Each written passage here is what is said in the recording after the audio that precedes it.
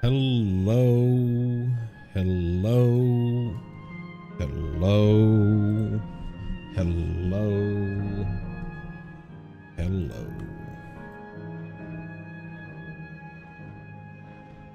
And welcome to Let's Play Dawntrail.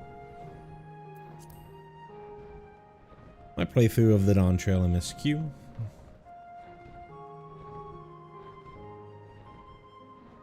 And anything else Dawntrail related that I decide I want to stream. We are extremely close to the end. We have made it to Living Memory, which is in Unlost World, which is one of the shards.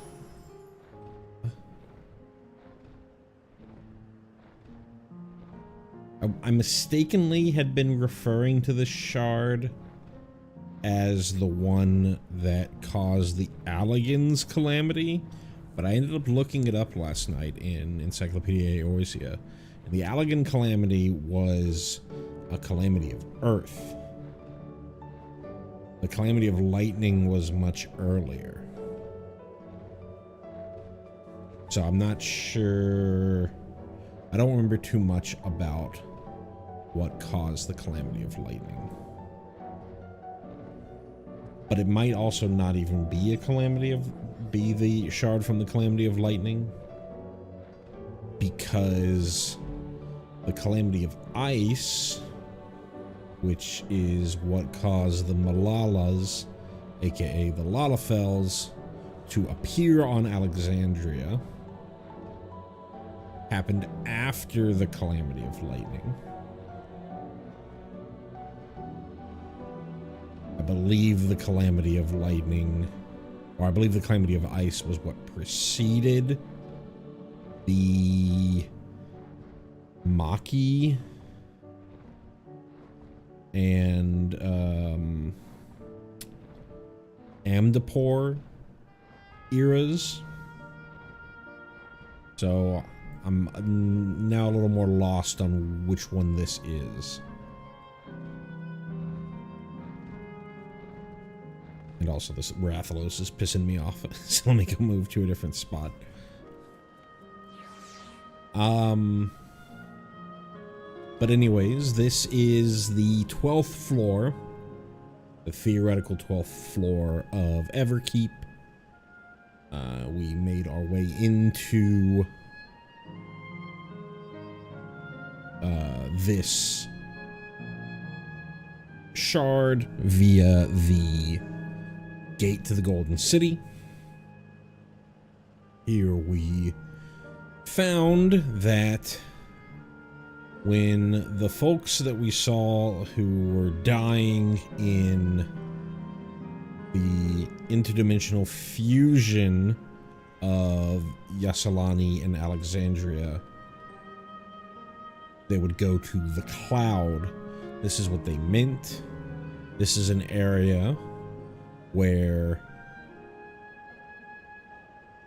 they would use life force, they would use ether from somewhere to recreate via the exact copy of a memory the lives of those that had died, to attempt to give them perpetual life. Obviously, the ethical consideration of are these people alive or not is what we're supposed to be grappling with here. I think the answer is pretty clearly they are not alive.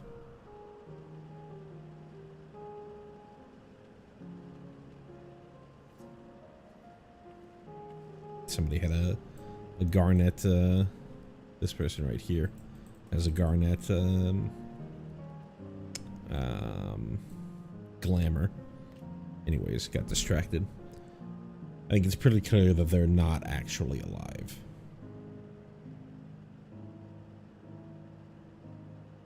And Takuya, who seemed to who is Aaronville's mother, Ellen Spia's mother, and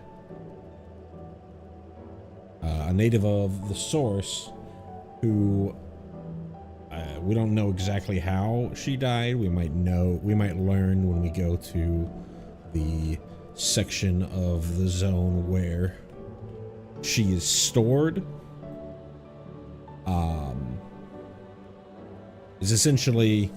Was essentially fighting from inside here to deactivate this place, because this place's existence, its reason for happening, is the reason that Queen Sphene, the ruler, the eternal ruler, right there she is, the eternal ruler of Alexandria, has been continuing on her quest to maintain the lives of those in Alexandria. And Kekuya posits that if we deactivate all the terminals, essentially wiping the memory banks, then there wouldn't be a reason for Queen Sphene to actually be able, or to continue doing what she's doing.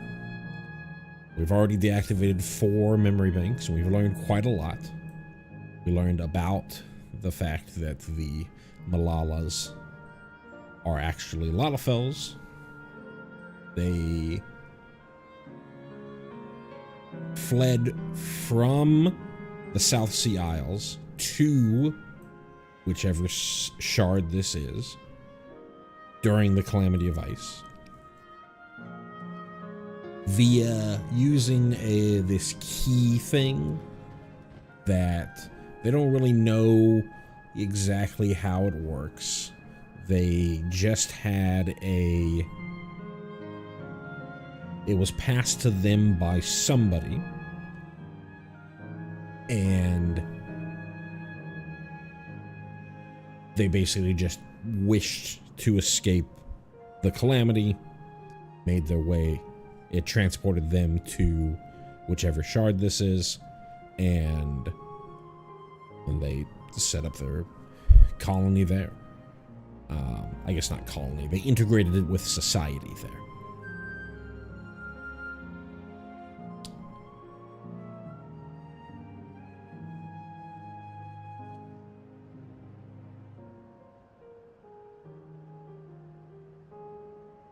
Everything else, Canal Town is just getting us to know the people of Alexandria. Yesterland is more about knowing the people of Alexandria, including Otis, who we met at the end there.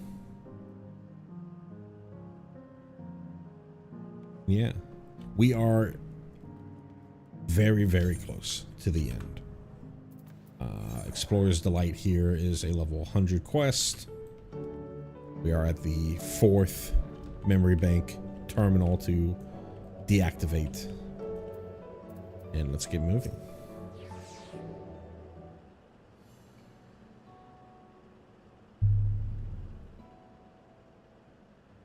As far as I can tell, we still have some leeway with the Meso terminal. And you can carry on getting to know the Endless in the last zone. Wind's Path Gardens, it's called, and it's breathtakingly beautiful. That's where your memories are stored, yes?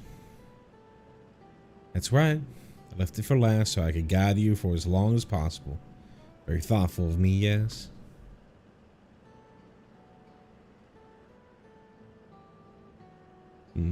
Great idea just occurred to me.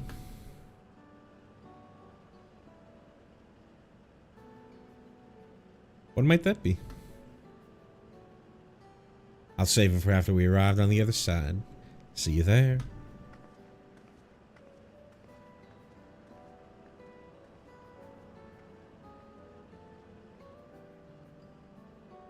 Her great ideas are generally less than great. Hey, Aaronville. As much as I want to grant your mother her wish, I also want to respect yours. All said and done, I want you to be happy. I hope you know this. I know. I know.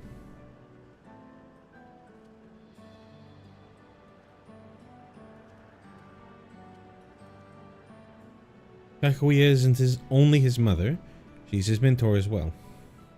I can only make it harder for him to say goodbye. Let's go. For now, let's keep doing what we've been doing, seeking out Endless and learning what's dear to them.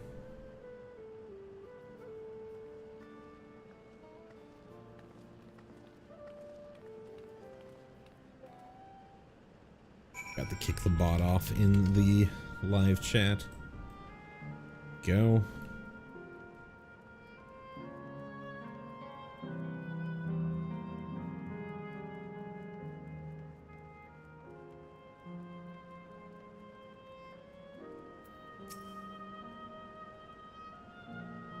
What could this great idea of Kakuya be?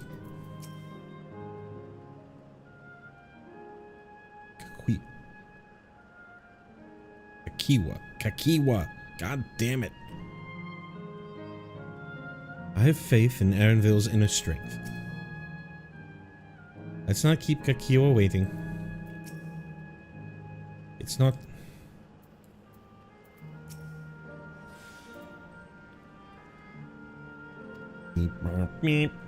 Welcome to Windspath Gardens, the sanctuary of exploration and discovery.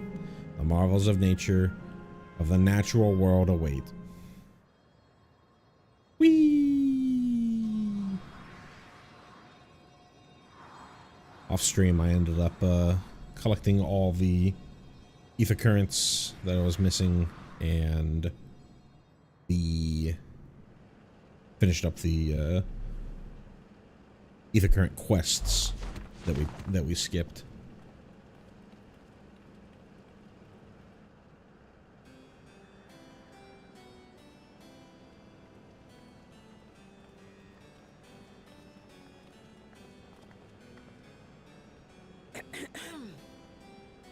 If I could have everyone's attention, I know we have pressing business, but I'd like to say a few words. Before I died, I had 2 wishes. The first was to see who my Eleneshpia would become. I would say that wish has been fulfilled. Indeed, it has. For the boy who once shunned company has returned a somewhat sociable man, surrounded by wonderful friends. As his mother and mentor both, I couldn't be more proud. As for my second wish, that was to see all manner of nature that I had never seen before. I hoped to explore every corner of the world and there find thriving life.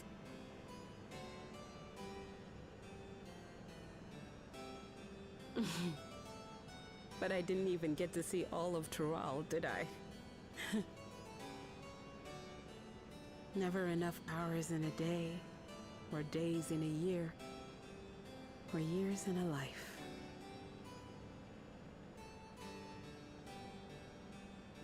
Kakiwa.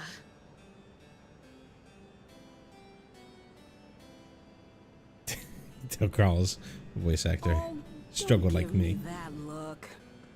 Though, admittedly, I did go and spoil the mood. Apologies. Kakiwa. What I was so poorly trying to work up to asking was this. I want you to help me fulfill my second wish. I have a good feeling about this place. There is so much here I've never seen before, I just know it. We'd love to see it with you. I thought you might say that. Thank you. Windspath Gardens is home to a collection of flora and fauna that once thrived on the continent. Like the rest of living memory, I haven't explored it in earnest. Controlling my vessel demanded all of my attention. But at long last, I'll get to meet the creatures here. Wrap things up with a perfect little adventure. So, shall we?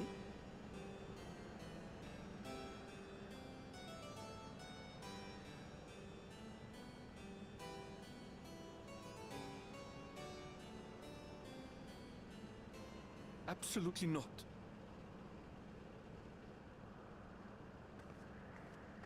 We're to grant you your wish, and then what? You leave?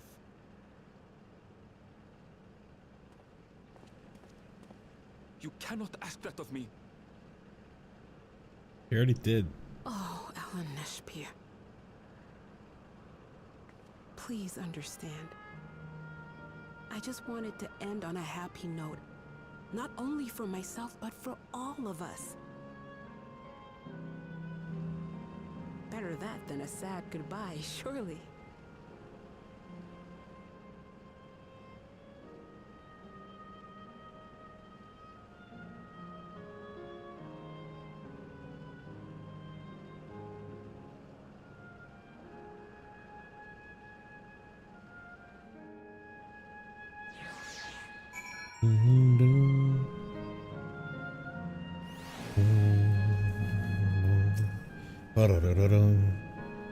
The Sanctuary of Exploration and Discovery. Quite fitting that Kakiwa's memories are here. Let's help Kakiwa make some great memories. I very like Kakiwa to chase her dreams to the last. I'm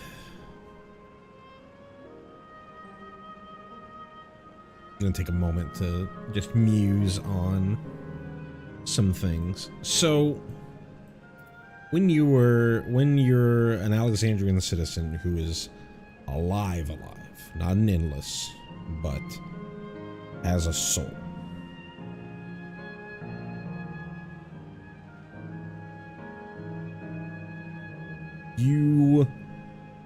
What happens is your memories are stored in your regulator at the moment of an accidental death, so that essentially when another blank soul comes in and your regulator imprints your memories onto that blank soul, it's as if your death was just the blink of an eye. All the memories that you had up to right to that moment, including the death, I imagine, are recorded, and you just pick up from where you were. But nobody here, at least from what I could tell, nobody here has regulators on them. But we do know that from, well, I guess I don't know for certain. What I think I remember was that, you know, like there's mobs in the zone, right? There's things that can get in your way and hurt and harm you.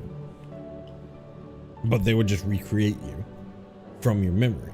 But would they recreate you given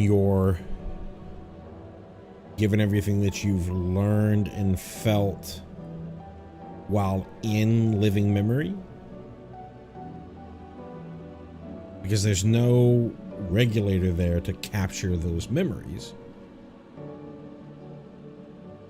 Or am I incorrect on the idea that you can get hurt and lose lose your corporeal form when you're here?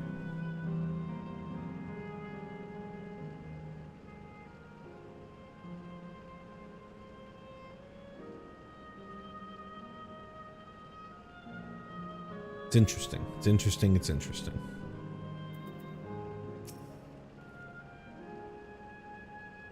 And with your consent, let's begin our adventure. Naturally, we'll go about this. While we go about this, feel free to continue befriending Endless. Be sure to absorb the delightful scenery.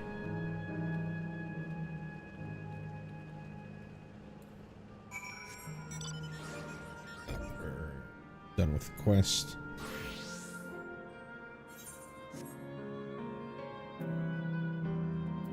Let me switch back to Warrior.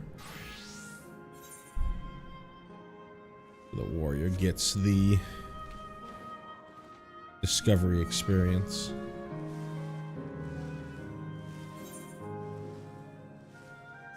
Yeah.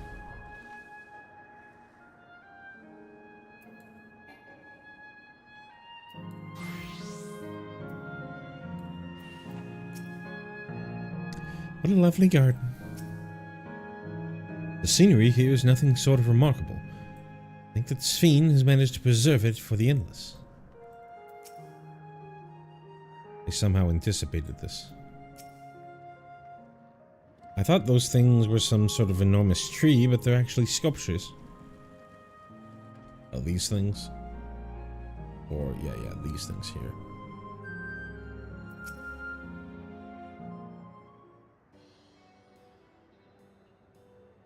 This particular garden is called the Blooms of Discovery. Beautiful, isn't it?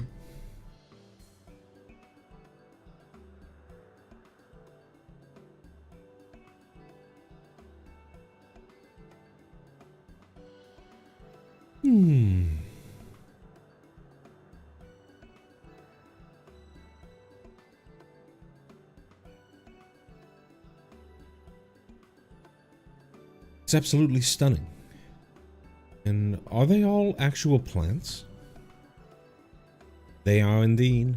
These specimens were brought here hundreds of years ago for conservation. As the calamity had pushed them to the brink of extinction. But this zone is like a great conservatory. Precisely, my dear Cryle. Here you'll find flora and fauna, the likes of which no longer exist elsewhere. Doesn't the thought just set your heart aflutter? I suppose. I expect that some creatures I encountered outside of Tyrol may have cousins in this world. I'm no expert on life and the reflections. It would make for an interesting study to compare them. Now there's an idea. Leave it to my pupil to think up such.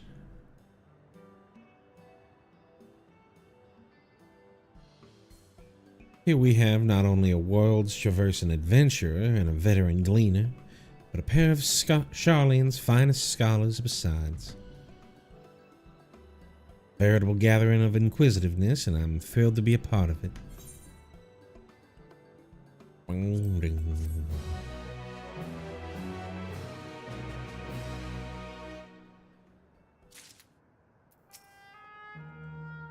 Comes to inquisitiveness, I reckon I'm a match for both you and Aaronville.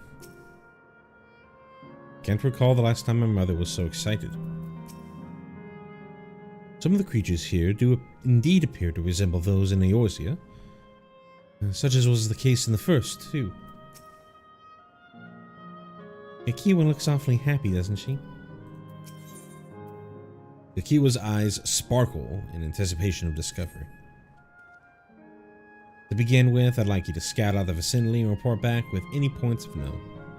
Be a good opportunity to speak with the locals. They're bound to be familiar with the area after all. As Elenespia suggested, it would be interesting to compare the creatures here with those native in the source. Never ventured outside of Tyrol, so I look forward to your insights. Just leave it to us. I've only ever been to Charlene myself, but I think I know interesting when I see it. Alright, switch back to Warrior.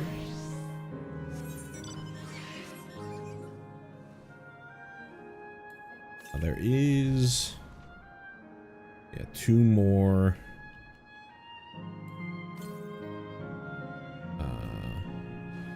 map Aether Currents.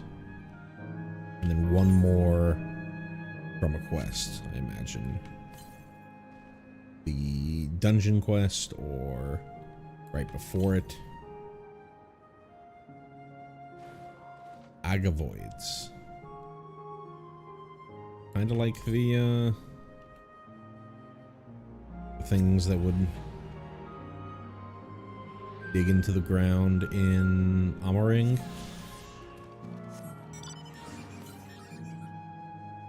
Another one to the north. It's also just a rat.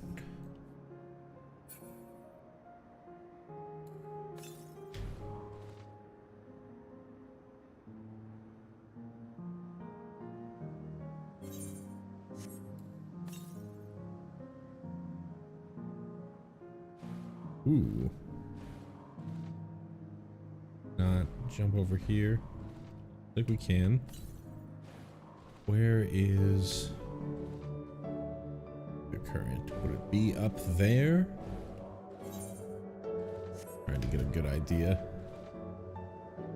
It might be better to do the quest real quick. We're almost certainly going to go over here.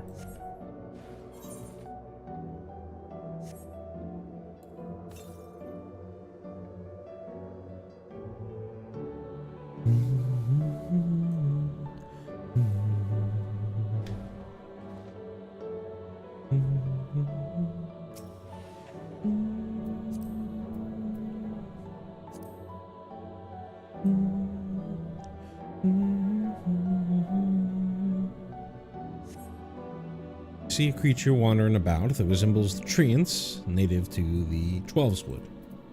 Timberman over there.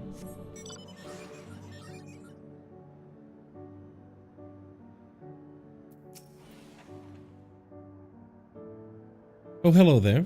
What am I doing, you may ask? Look up at the trunk. See the plants within the capsules? These are species that either can't survive in Windspath Gardens or become invasive and disrupt the ecosystem.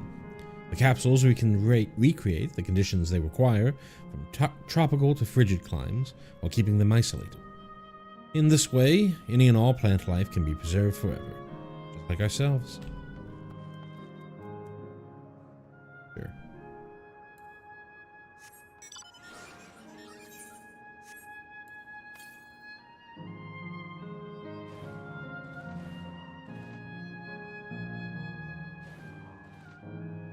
The one thing that's, I shouldn't say the one thing, there's a lot of stuff that's interesting about this, but everyone that we interact with is clearly meant to be like, yeah,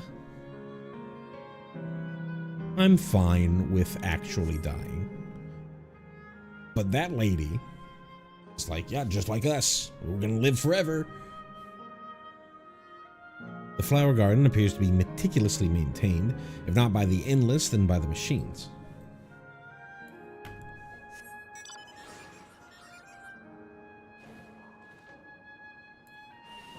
Now, again,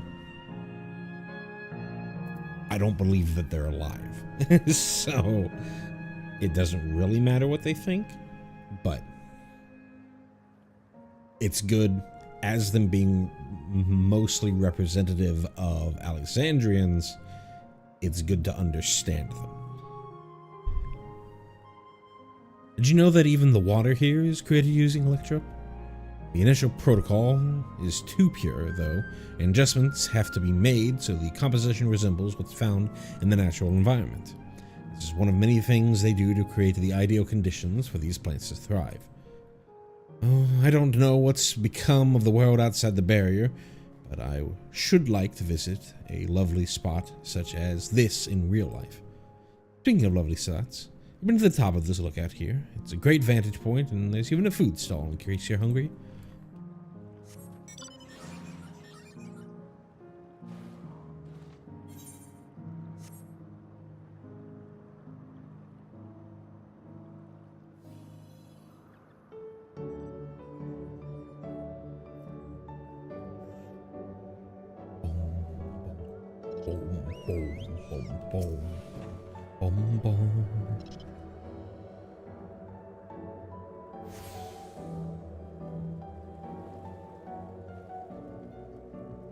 Hello, Basil.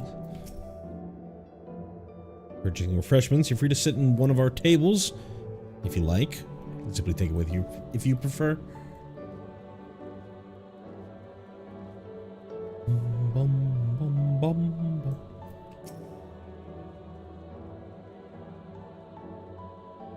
My ancestors aren't actually Alexandrian, but hailed from a place called Piti.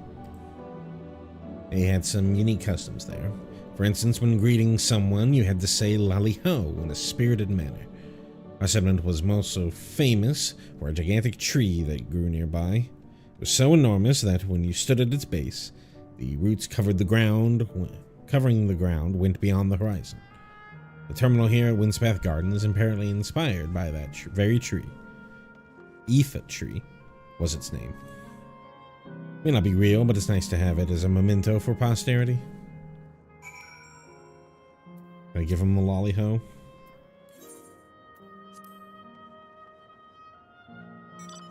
Damn, that would have been sick. The actual Aoife tree would have been much bigger than this. Much, much bigger.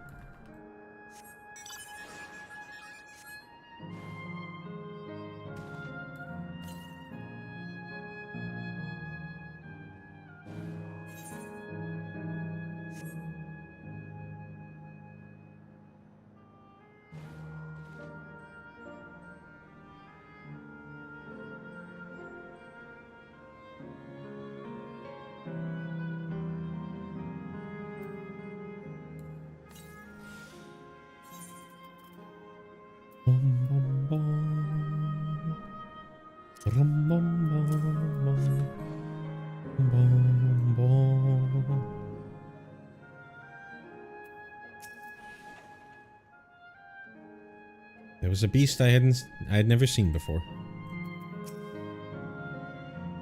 While the arboretums at Charlian imitate natural environs, this place has the feel of an exhibit, since the word gardens does suit it well.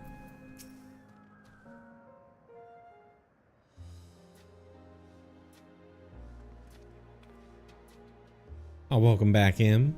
God was just delivering me a most fascinating report. You have some engaging impressions to share too, I hope.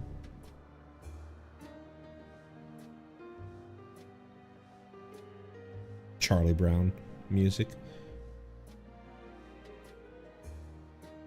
Well, that's all very interesting indeed. But I must say, I'm most fascinated by the ambulating trees. While there are similar creatures in Urkapacha, could you tell me more about these treants as you know them?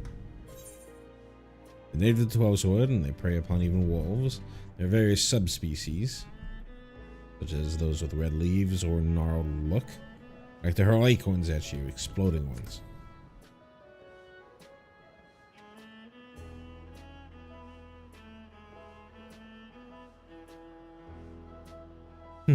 Is that so? To maintain an ecosystem with such formidable creatures, I imagine there must be other equally imposing species to keep them in check. The management of ecosystems, that calls to mind Labyrinthos, does it not? That it does. Lest you wonder, Labyrinthos is a storage facility deep beneath Charlian that contains a recreation of a temperate climate zone. Such a place exists? Amazing. By the by, did anyone also catch sight of the large scalekin? A large scalekin, you say? What does it look like? Nothing I've seen before, but it had a rodent-like form and walks on all floors. Of course. If it looks like a rodent, wouldn't that make it a beastskin? No, it's covered in scales, ones that appear to mimic succulent plants. By that, I would definitely classify it as a scalekin.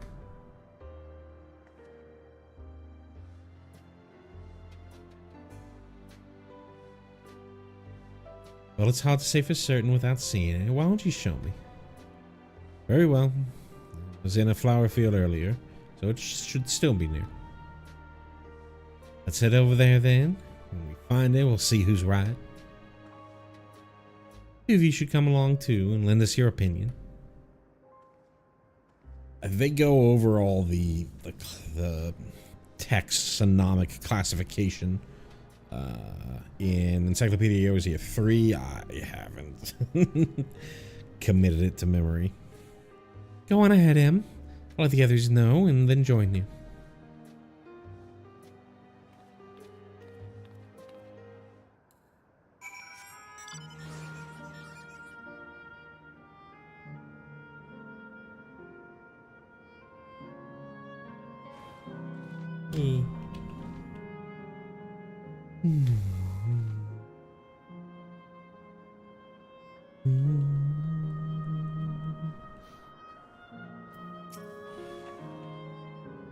This is the area. The beast didn't give the impression that it moves frequently. This is so exciting. Come on, help us find the creature.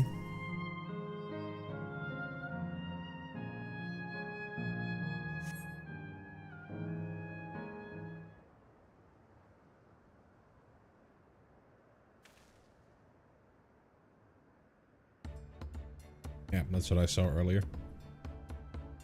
It's about a beast resembling an echivore you encountered in the first.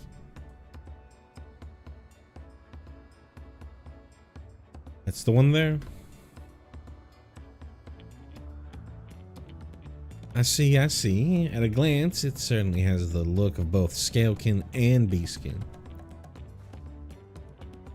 Let's examine it more closely, shall we? Tell me your observations.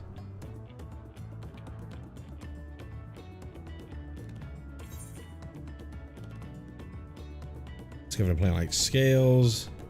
It has deft little paws. It has a pointy snout. Indeed, such a snout would be well suited for feeding on ground-dwelling Valken.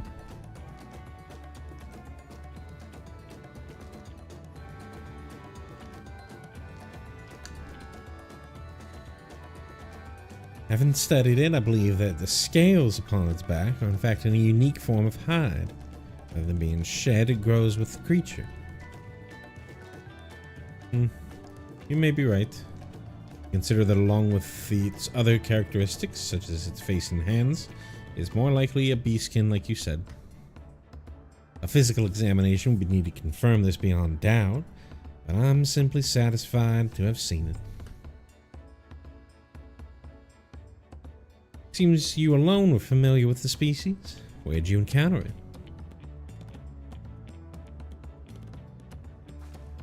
The fairy kingdom of the first? Him has been to the very edge of existence. He has seen life that others could only imagine. Amazing. Creation truly holds no end of mysteries. Oh, how I'd love to see them all. Life beyond the bounds of our star and plane both.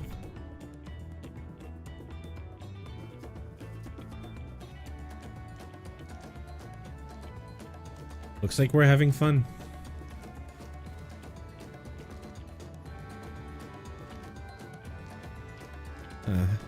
Hearing about the unknown never fails to rouse me. Felt the same way when Kettenram and Galoof treated me to tales of their travels.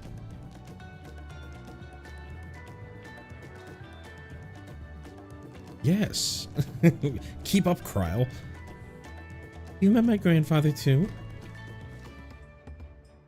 Oh, didn't I already mention it? It was when Galoof came. Oh no, I'm mistaking. Kettenram would have been with the group that stopped Valgarmanda, but Galoof wouldn't. So yeah, okay, never mind. It was when Galoof came to Tural to investigate the Golden City. I happened to have business with Galul Jaja, so we met in Tuliolo.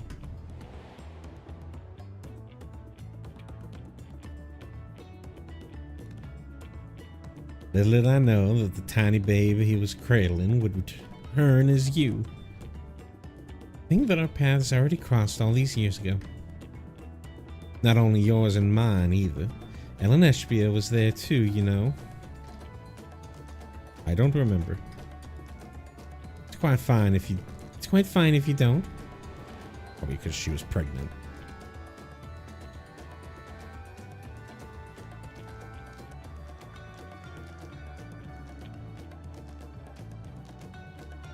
Maybe not. Yeah, because I guess we don't know how old Aaronville is. It was actually because Galoof told me about Charlie, and I later urged Eleneshpia to take up gleaning. My fussy bun was going up dour and withdrawn.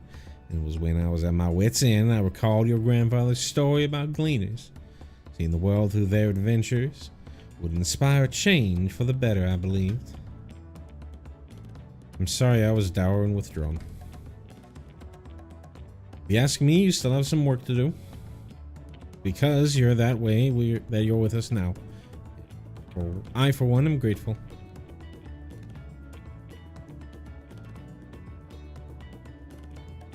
Let's keep moving, shall we?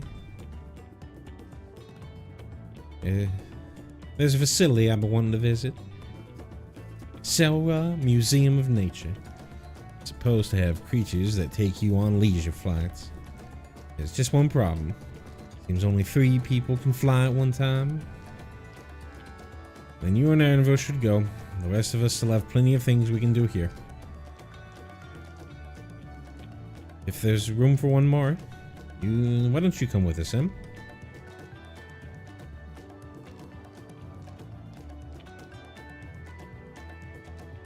Then it's settled.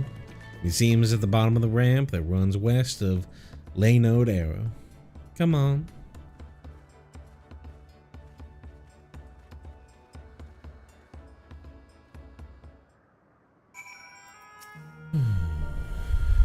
Don't mind us and enjoy yourselves. We shall explore a little more and then make our way to the terminal. All this time, my grandfather was the common thread between us. Look after Aaronville for me. Switch back to White Mage. Well, hold on. We're gonna switch to Warrior. Still have some areas to uncover.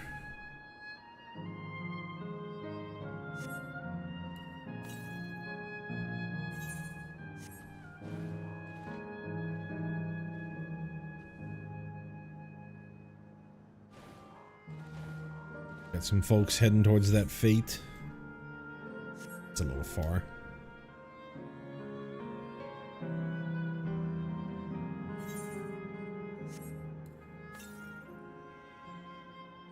A little bit to the northwest. Can't jump.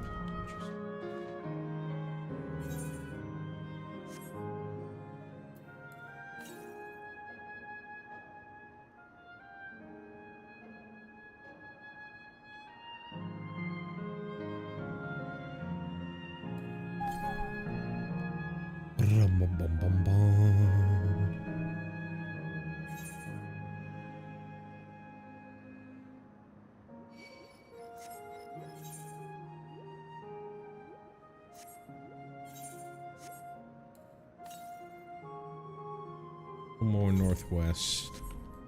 There it is.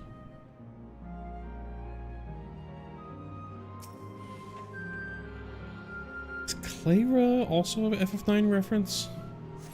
I think it's been way too long.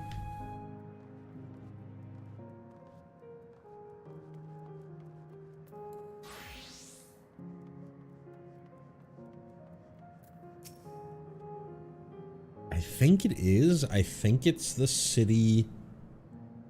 Is it the city that's in the tree? It might be. It does look the part, this museum. Must say I'm curious what's inside. Here it is, the Clara Museum of Nature. The main building is closed due to the ether shortage, but happily they're still offering leisure flights. These capybaras, these fellas, these are the fellas that will bear us. How adorable. They don't look capable of flight. Come now, you know better than to judge a creature by its appearance. This will be great, I just know it.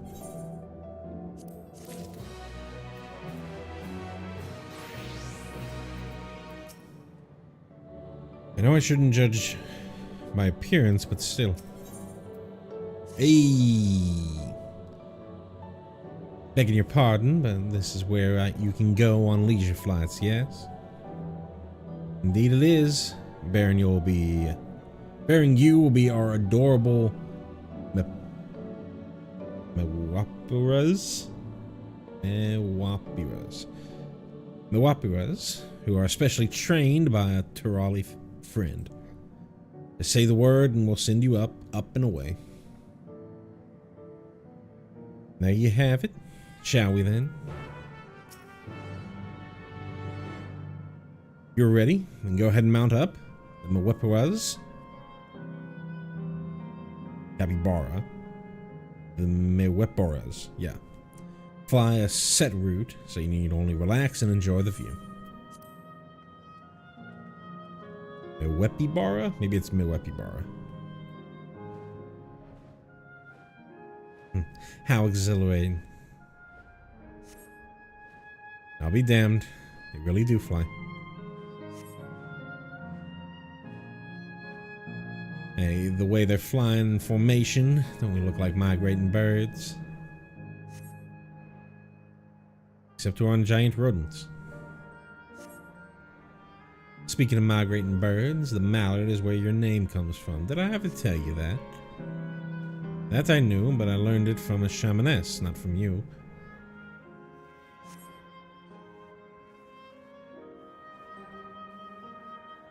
Migrating bird can fly anywhere it desires, even across oceans to distant continents.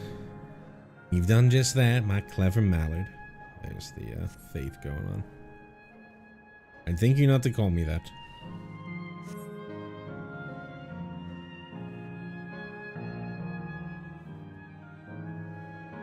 Oh dear, it's over already. Time really does fly when you have fun. What a joy to see living memory from up high.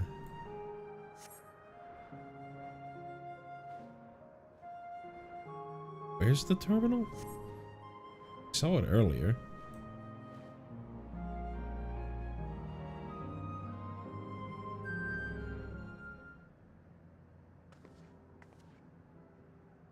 Oh, that was wonderful. An experience worth saving for the very end. You two enjoyed yourselves as well, I trust. It was enjoyable enough, I suppose. From my fussy bun, that's high praise. Glad I invited you and him. Thank you for indulging me.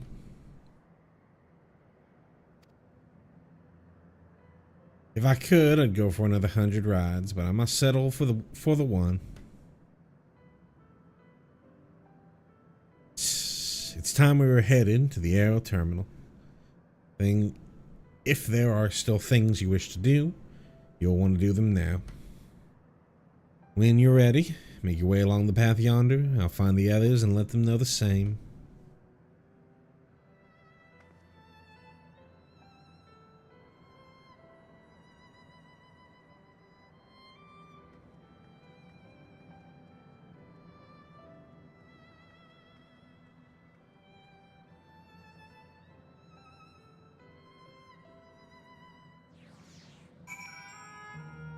Brum bum bum. Brum bum bum. She's only a facsimile constructed from her memories. I understand this. She's right there, as alive and spirited as I've ever known her. How am I supposed to do it? How am I supposed to erase her? Does she even know it tears me apart?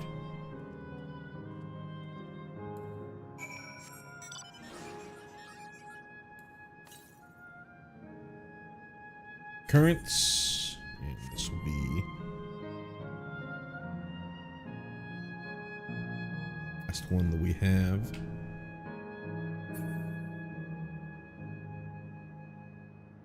To unlock flying. Wonder if we get the capybara. I don't remember them showing off the capybara, but I could be wrong. They showed off a bunch of mounts at the live letter. The one that I remember the most was the wing mount. The one that's just wings on your back. It's not fair. Kral had to kill her parents. It will be hard, but let us send Kakuya off with a smile. Saw you from below. Looked like you were having fun. We'll be there for Anvil.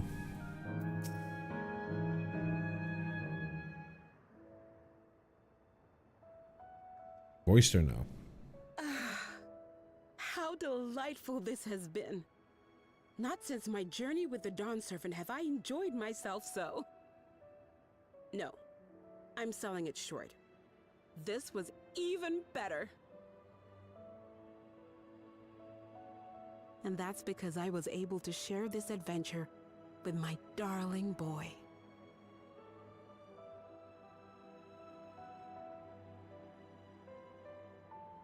Well, this is as far as I can go. As for the rest... Just stop. You're doing it again. Deciding everything by yourself, and then disappearing. Eleneshpia, you're my pupil, so you ought to understand. Everything that lives must one day die, and that which has died isn't meant to return. This is the way of nature. Mine is an unnatural existence, and I've suffered it only because I had to unmake this twisted mausoleum. But now that brave souls have appeared to whom I might entrust my mission, I may finally embrace the end. Can't you be happy for me? How could I be happy?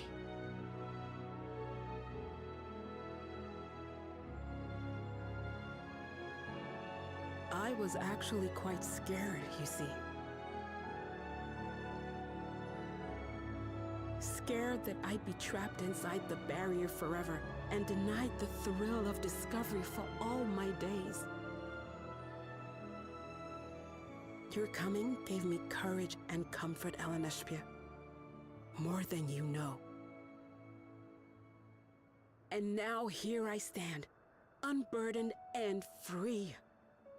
In this moment, the happiest of my life.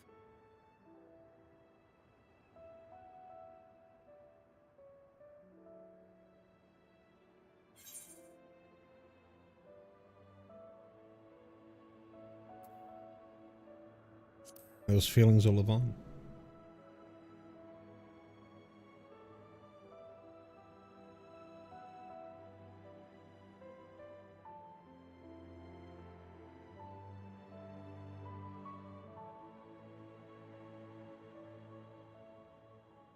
As you wish, Mother. I'll continue what you began. You were right, of course. Leaving home has broadened my horizons. I've met my friends and found this place. So I bid you leave your dreams with me. And no, I'll go where you couldn't go, and do what you couldn't do. I will.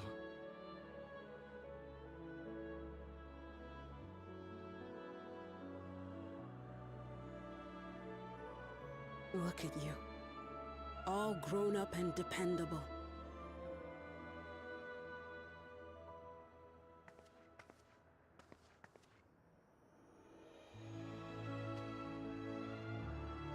Yet with so much more ahead. A world of experiences await you, each a lesson of its own.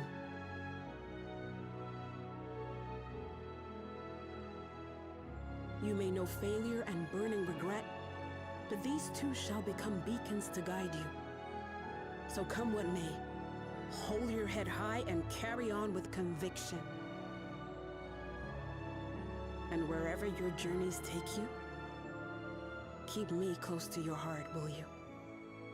I should like to be there, to see what I haven't seen.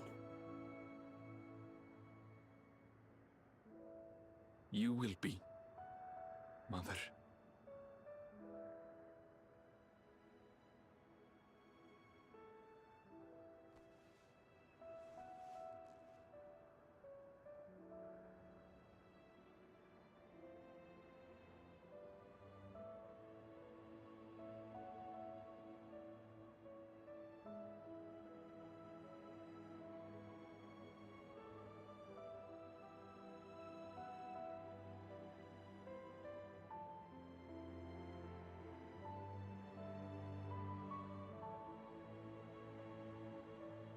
Now, run along. And never forget that you're my pride and joy. I trust you all can handle the rest? Take care, and farewell.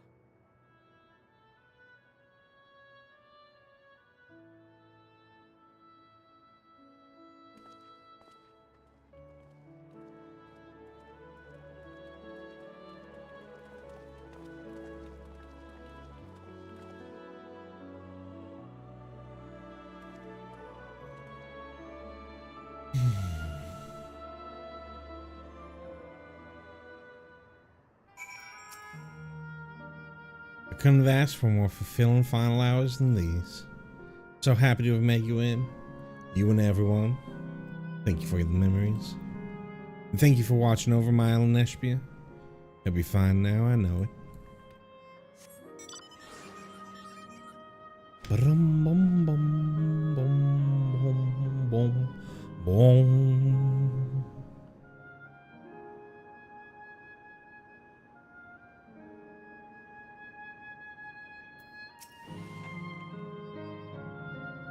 See our task through to the end. Carry on with the hopes and memories in our hearts. No more doubts. I'll shut down the terminal. We'll leave this to you, Aaronville. I won't waver. Not anymore. If you're ready yourselves, then so am I. Yep.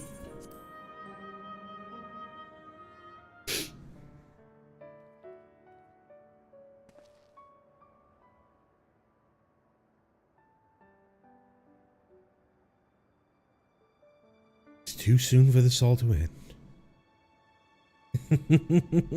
Except it's the other way around.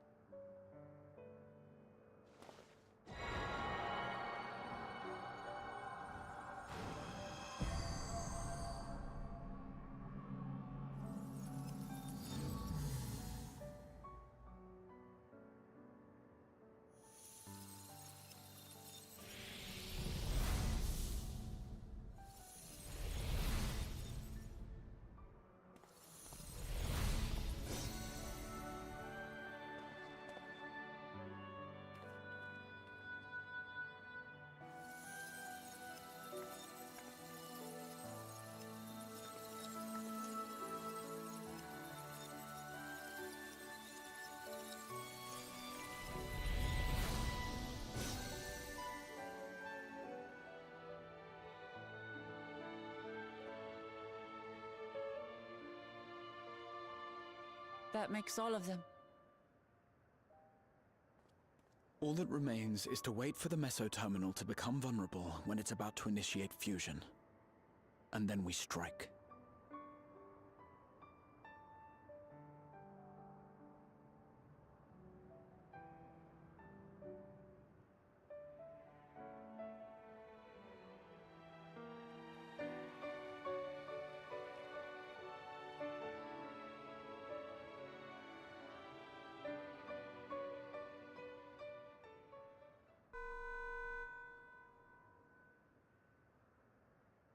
Please be advised, we are entering the final phase of world bridging.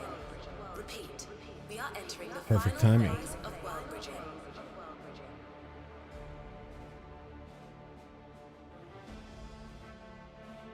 The ether of all residents will shortly be replenished. Be at ease. No action on your part is required.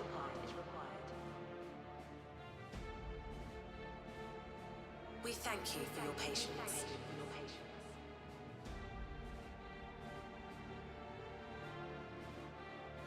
Wait, it's already begun?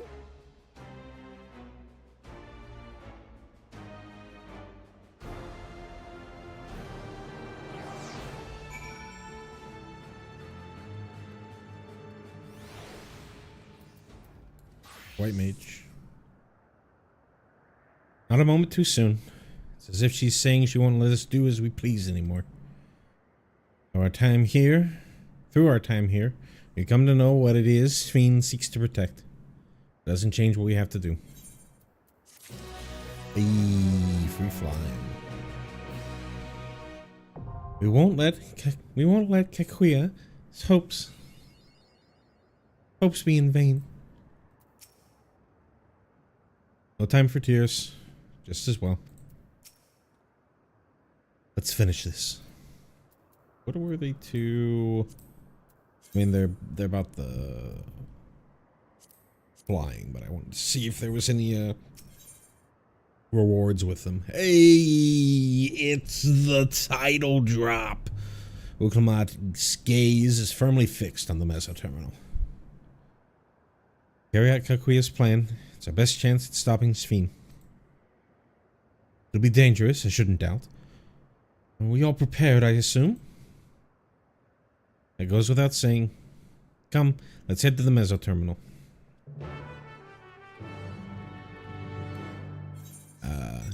You're gonna have to wait a little bit. I gotta fly around for a moment.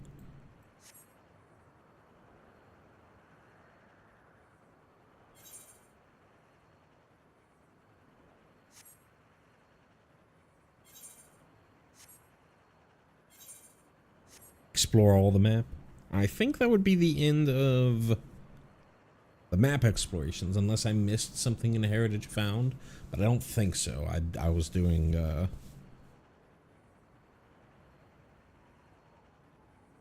Fates in there earlier, and I didn't see any. I don't remember seeing any, I should say. Say that I didn't see any.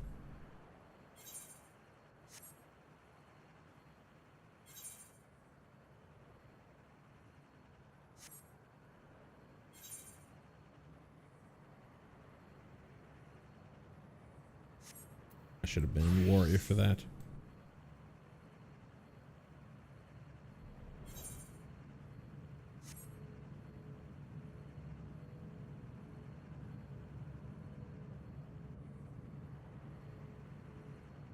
I like this mount, but I like it better than... I like it better than the Mountain Zoo. Definitely. Is it enough to put it ahead of the other motorcycle I have? I don't know. Both nice. I do like compact mounts like this.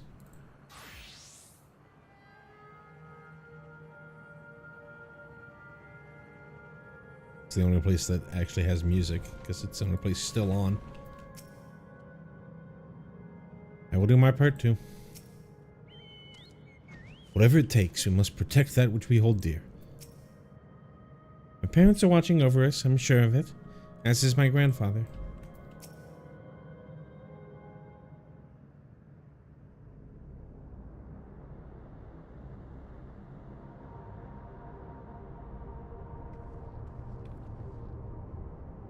No good. Seems we can't simply shut down the meso terminal like the others. Not surprising in the least.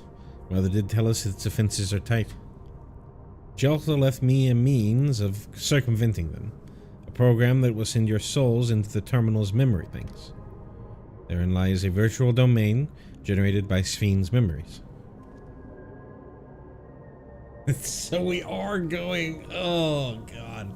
You've got to do something different. Where we are going to another third expansion in a row. We're going to a dungeon consisting of the memories of an enigmatic villain.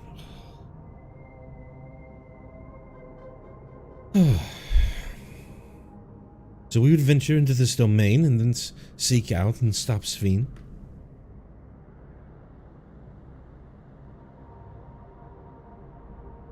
If our souls are transferred in their entirety, dying in that domain would be no different from dying outside of it. There's no guarantee of safe return. You want me to say? It's the same as if we died here. Nonetheless, it's a risk we must take.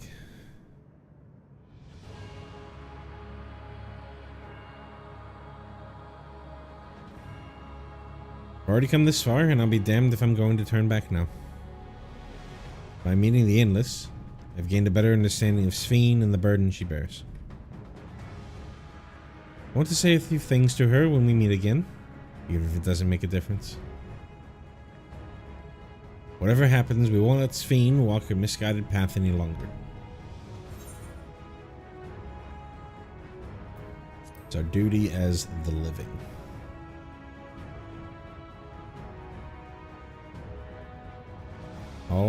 I'll do all I can to provide support. Mother has instructed me on her program, as well as the world within the terminal. Also keep an eye on your bodies while you are gone. If it come to it, though, I won't hesitate to call on our comrades outside, acutely aware of my limits.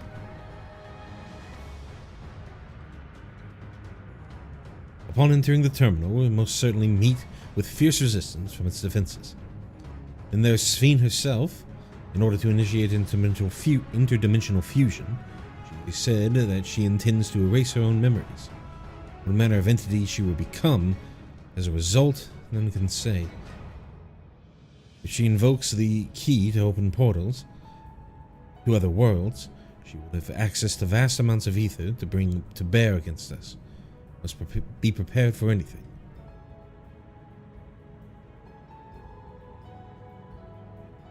Whatever we encounter won't change our objective. Won't change what I'll do. Come, my friends. It's time we settle this. What's the name of the last dungeon?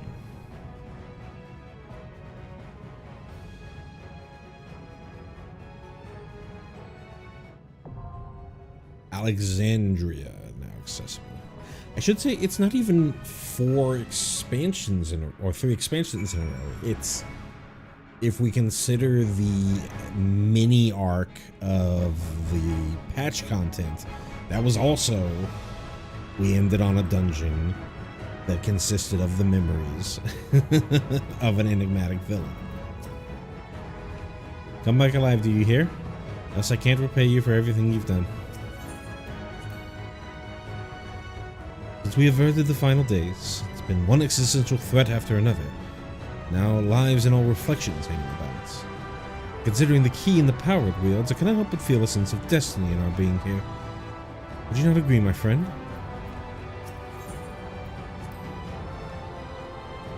Part of me still clings to the hope that we can avoid fighting Sphene. But even if we can't, I want to see her people and their legacy live on. I don't know what awaits at the end of this path, but together we'll walk it all the way. As much as we've been able to learn, there's still much more we do not know about the key. What I do know, however, is that interdimensional fusion must be stopped. This is the mission I've inherited from my parents, and I will see it done. Other players.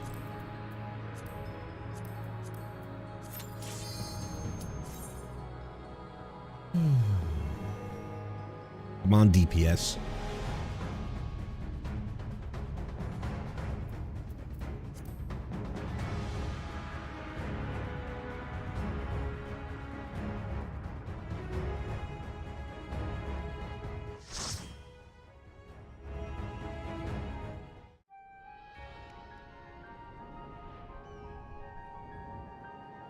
I mean, are we fighting Alexander?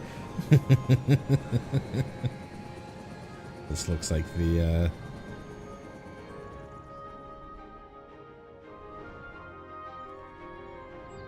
kinda looks like the airship.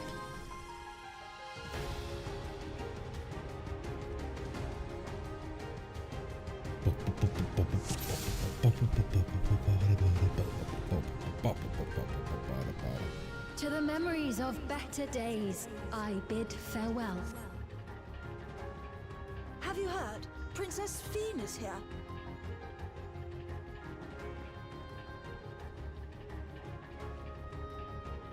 Foreign entities detected. Proceeding with removal.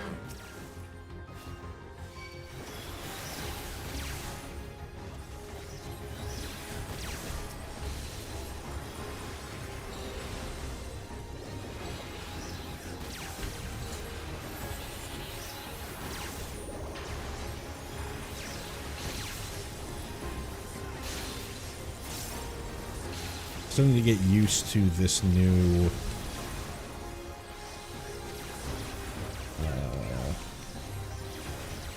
what's the word I'm looking for?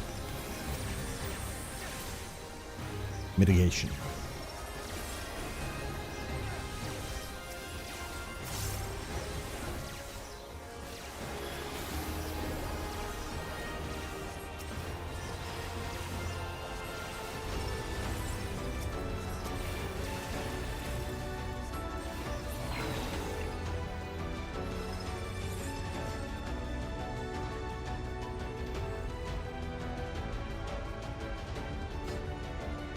Your smile means all is right with me. If I smile, it is because you all smile for me.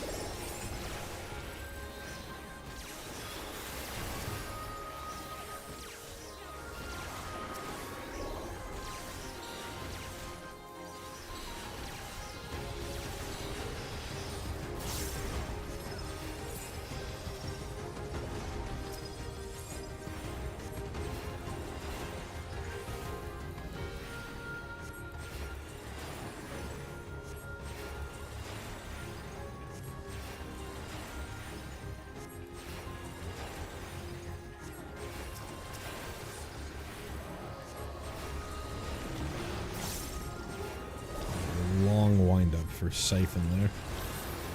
Seemed a little ridiculous.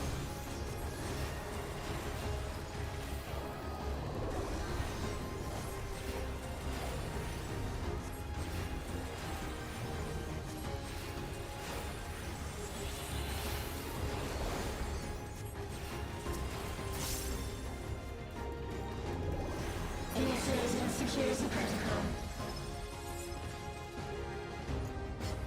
Whoa.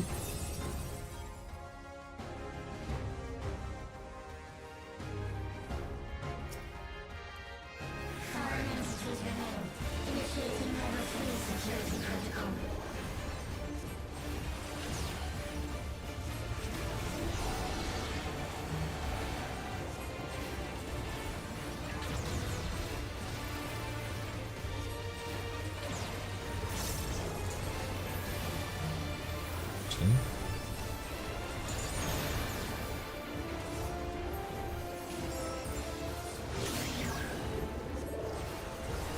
Got orbs.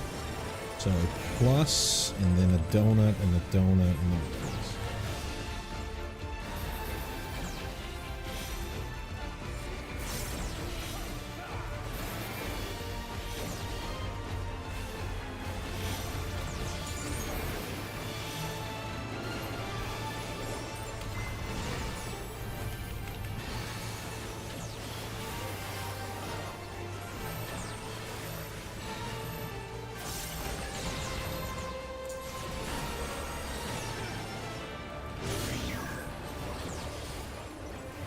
Okay. Donut plus donut, donut plus. Okay.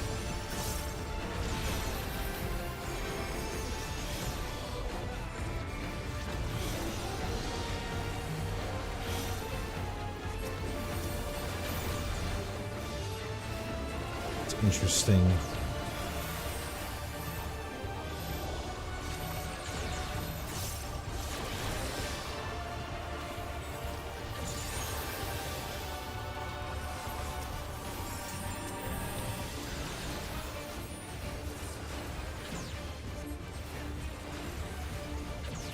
tank's got 4 vulns.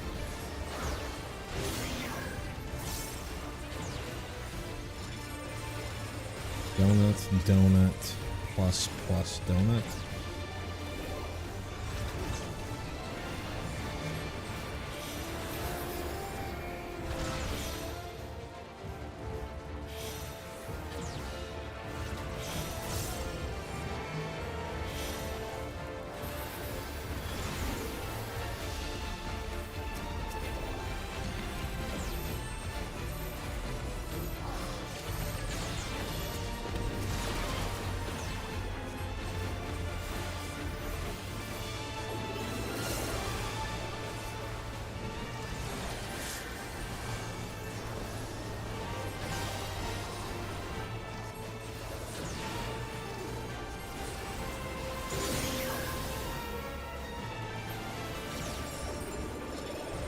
Donut plus donut.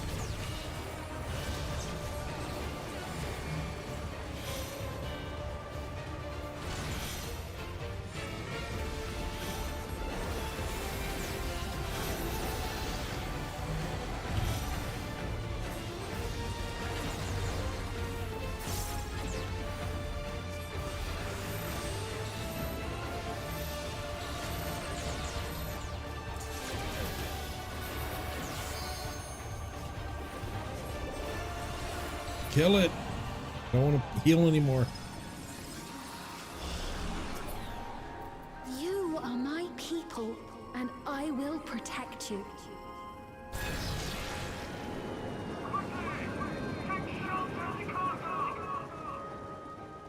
The painful memories of war I lay to rest.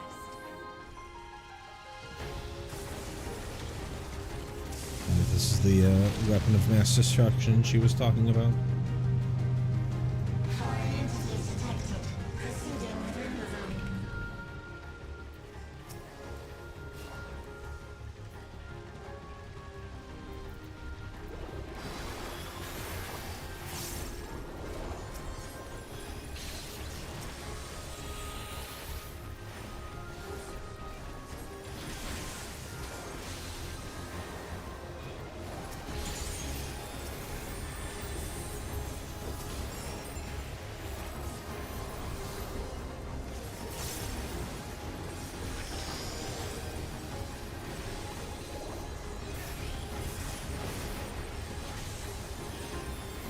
Whoa, you got hurt. Please don't use.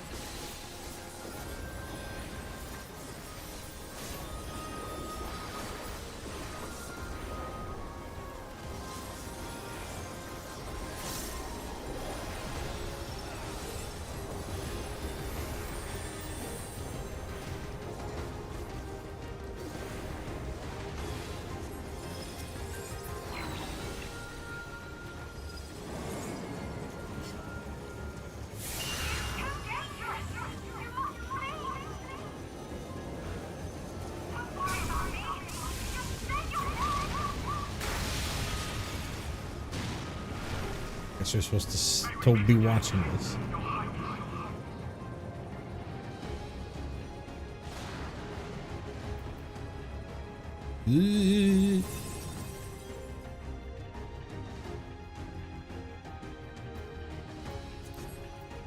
Amalgam.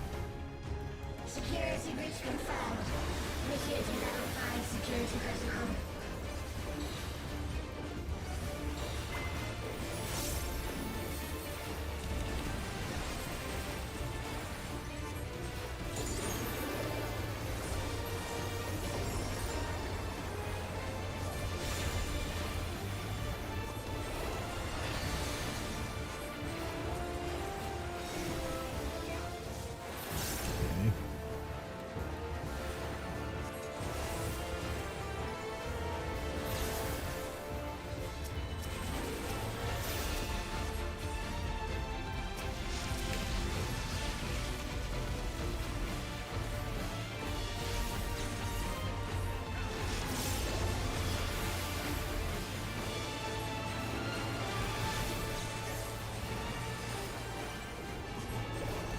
Remember, I have this.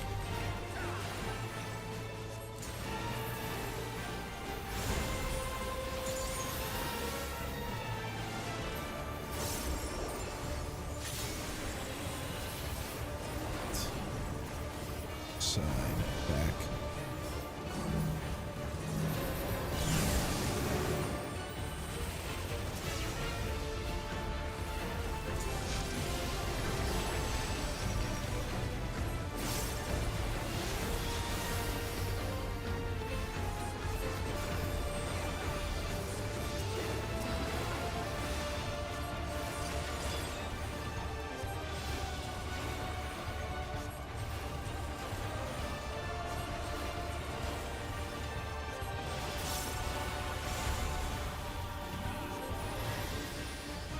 Oh, I thought I was dead.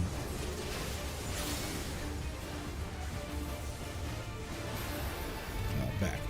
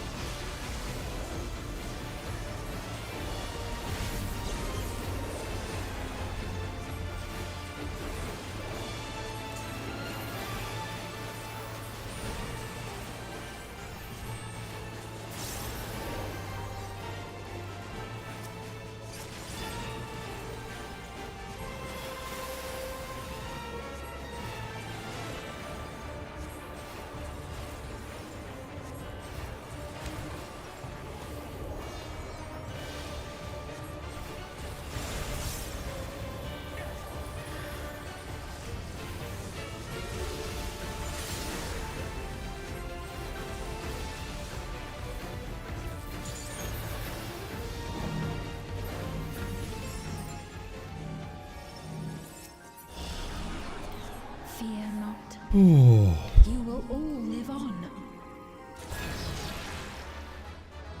And at the last, my final is endless.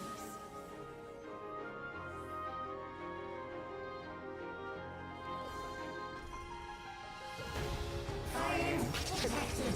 Initiating security protocol.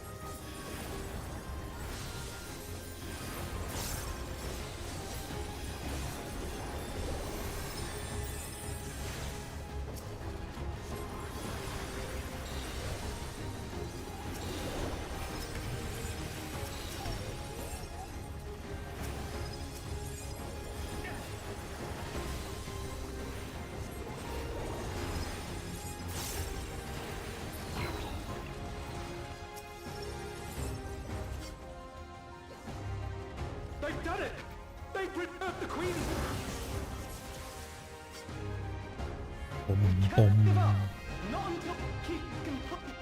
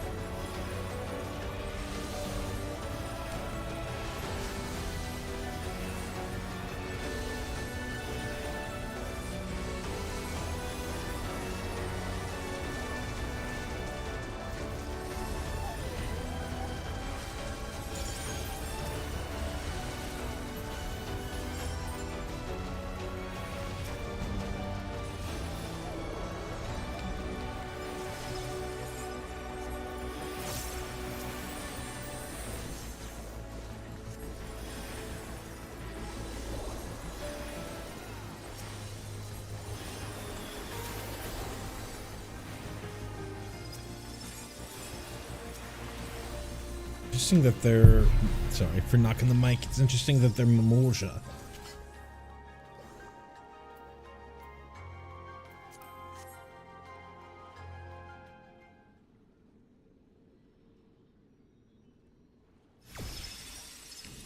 Hey, they showed this off on the very first live letter.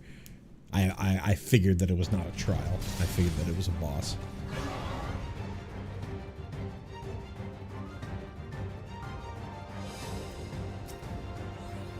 Got shit on the ground.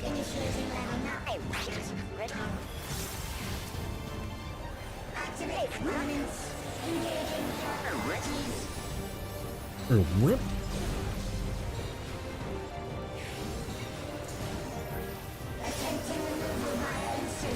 Accumulates within the sword.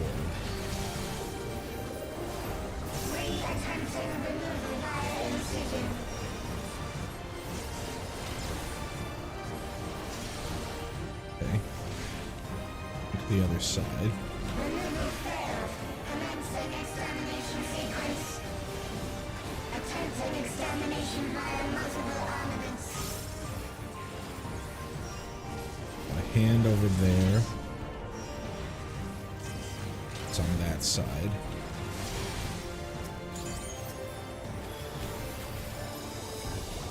Purging via armaments. Acquiring target. Partition, definitely over here.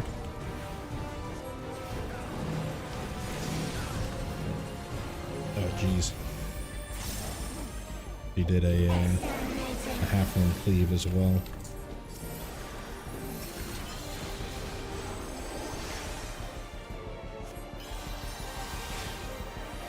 Commencing final attack sequence.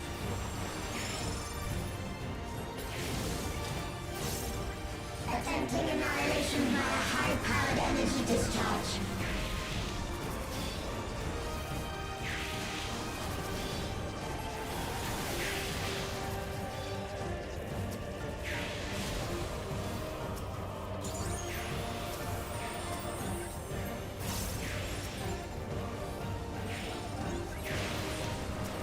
And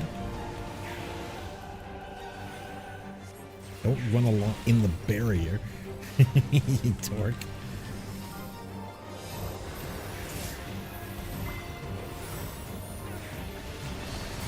Energy accumulation complete.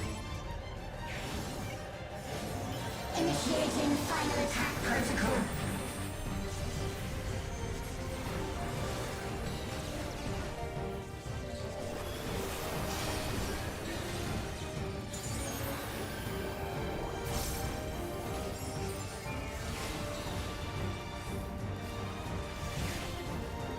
Foreign entities remain.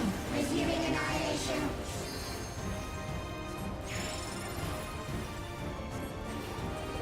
Let's knock back.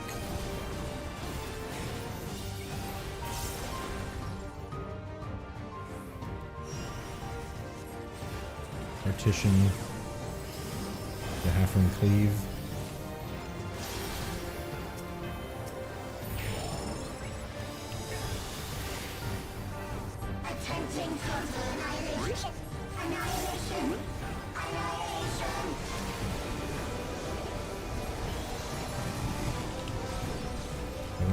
what's going on here. This seems fine.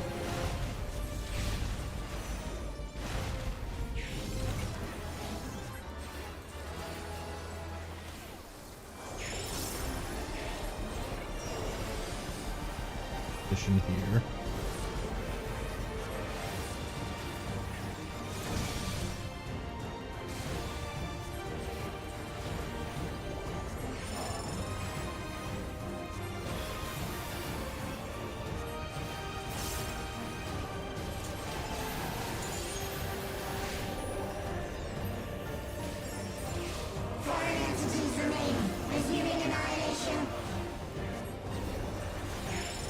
Alright, we've got a hand. Knock back here.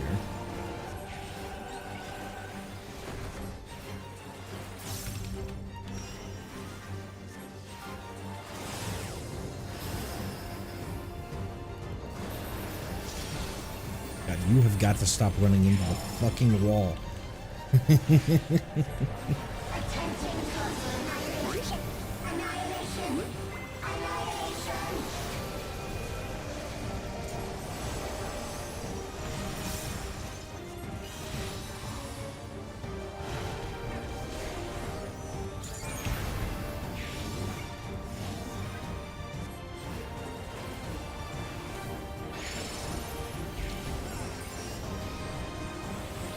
Partition. Over half room cleave. Again, you ran into the wall. You know why it's so hard for you? Because you just keep running into the wall. God.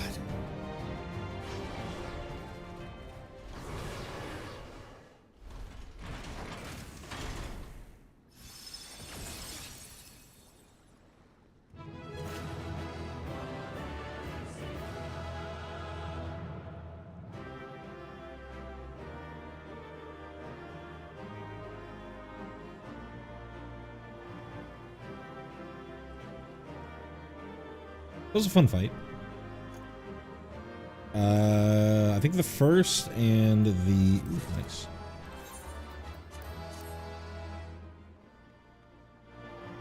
The first and the last fights were the standouts there.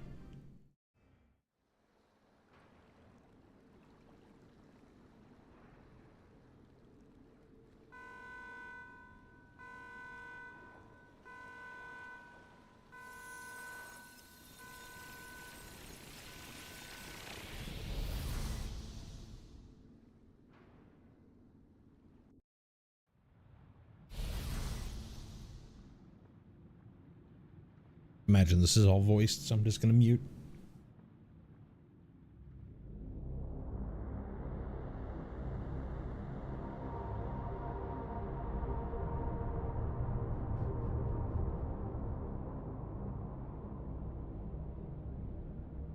Steen! Steen, listen to me, please!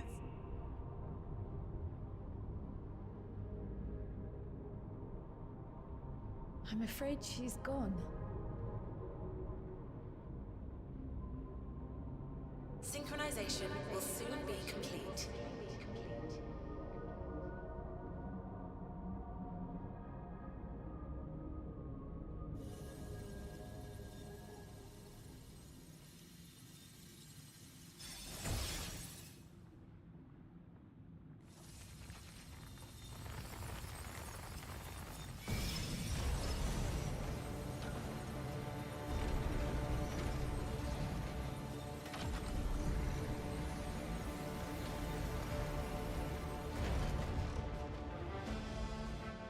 Synchronization complete. Data for the Endless Fiend has been overwritten and reconfigured. All shall be well, henceforth and in perpetuity. Forever will I keep and cherish my people. To that end, I have removed the remaining checks upon my authority.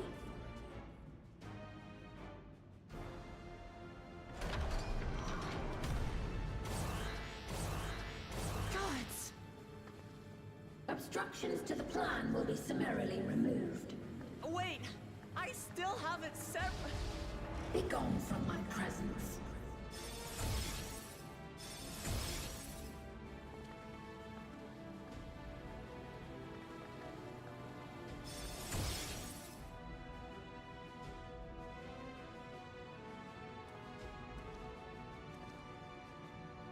According to Eliminator's battle data, you pose the single greatest threat.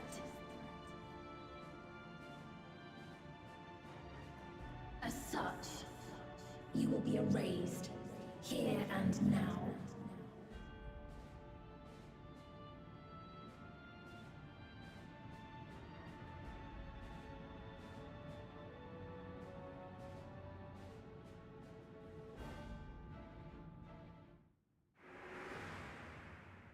I am the bearer of the memories of Queen Sphene of Alexandria, and my desire to protect my people transcends all others.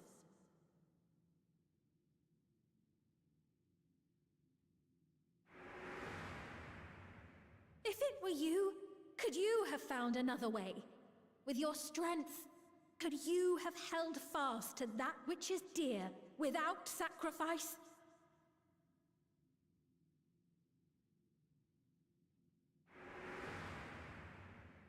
Listen to me. There's something that I need to tell you.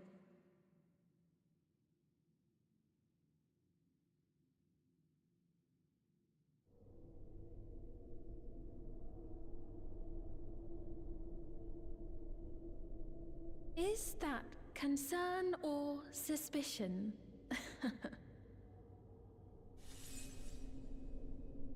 If things should take a turn for the worse,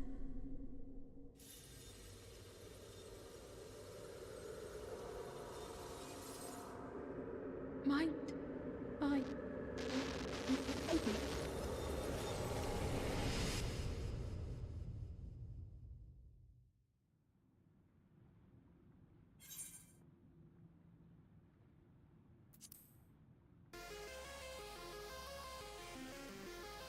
Obstructions to the plan will be summarily removed.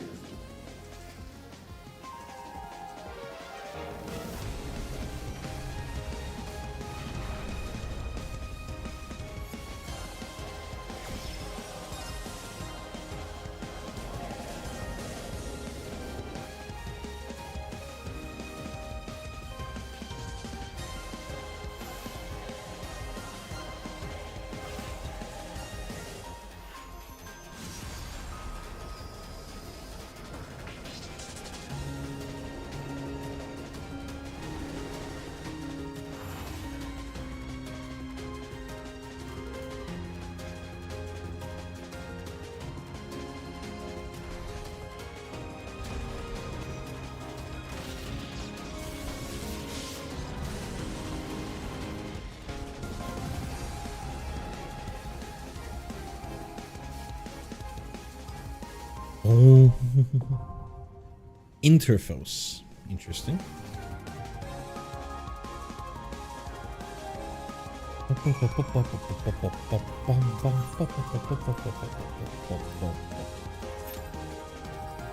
Alrighty. So the thing on top of the key that we saw just before it was sucked back into Queen Sphene here, or whatever she's gonna end up being called, looked like it was the symbol of acid.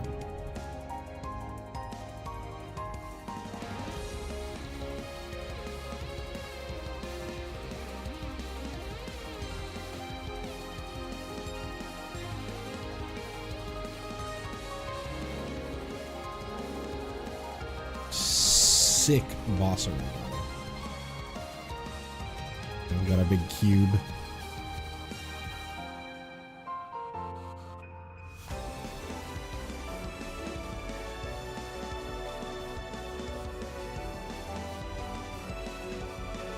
Let's take a look at the creature here. It has, I'm sure it's using the rig for Zodiark.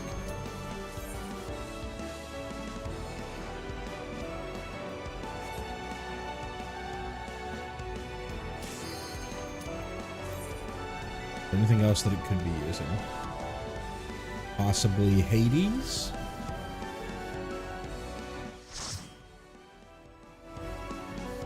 To me, it seems more like Zodiac.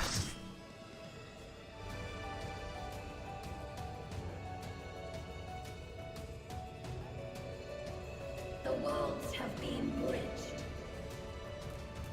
Be at ease, everyone. Your ether will soon be replenished.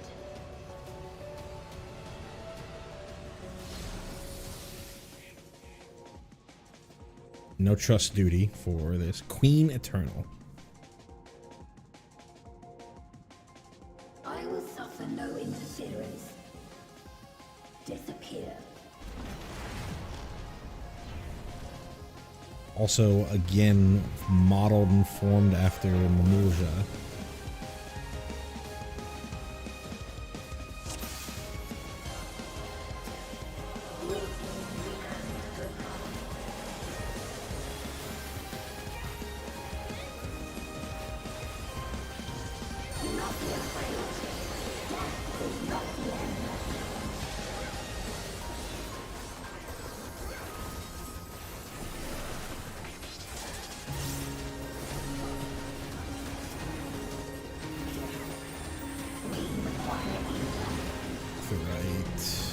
Center?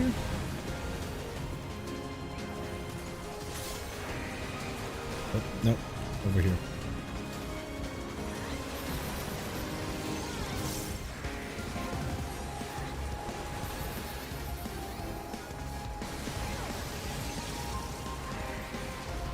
Now this is out of the center.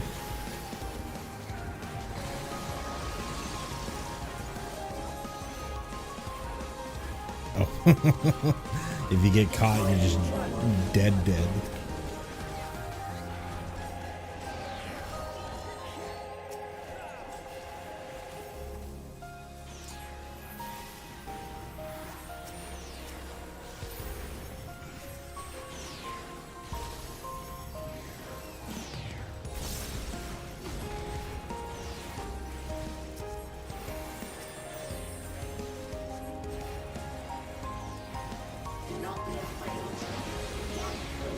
This side. That side twice.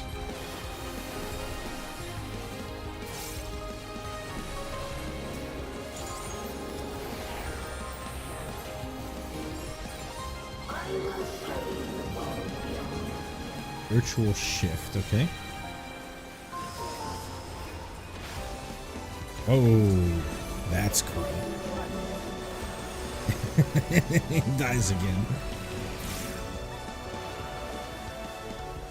God. Here, maybe?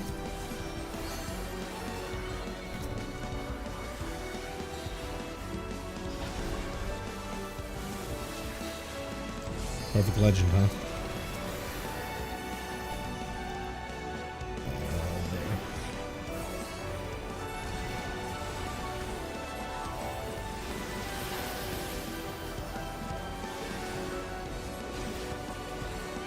Inside? Yes, inside.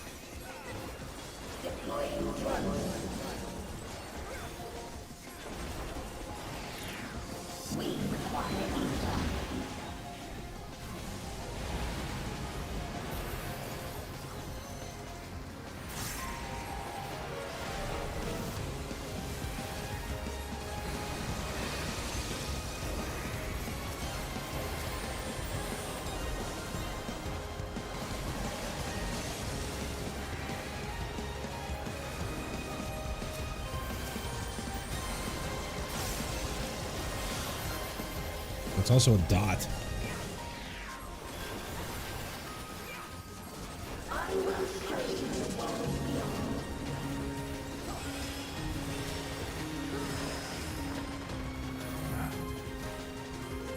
Run!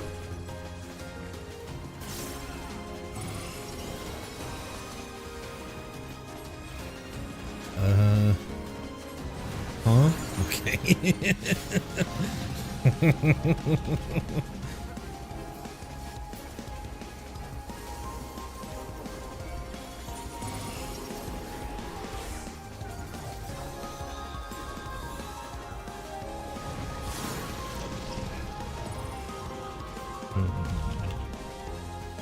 Fucking meated.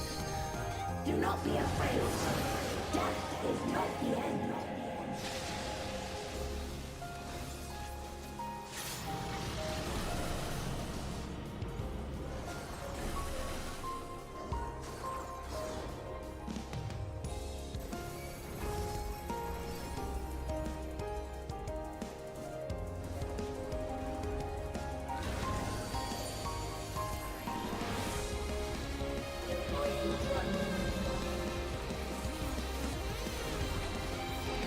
Bump, bump.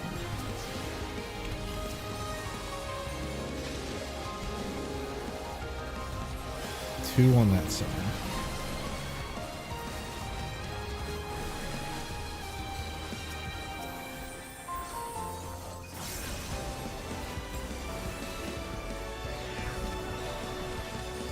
Are you still alive? Activating reserve power. Are you still alive? Disengage.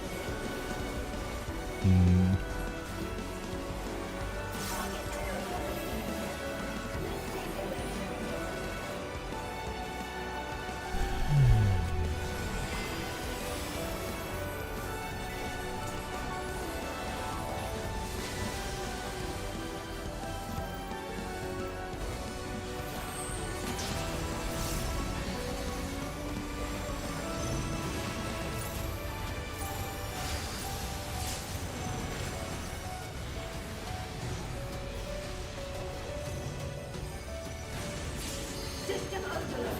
Aborting process.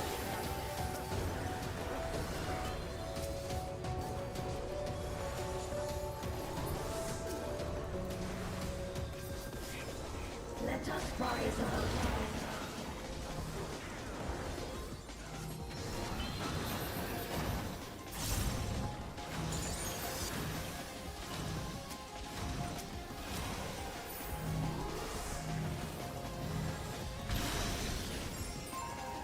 Deploying drone. We require ether. Right.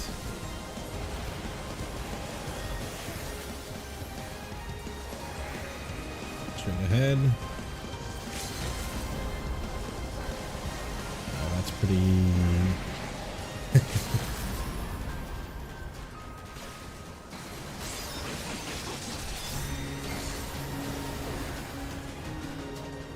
What hit me?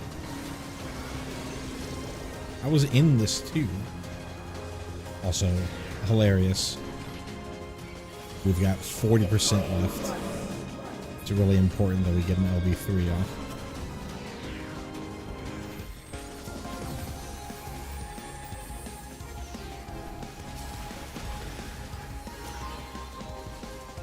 Let us rise above.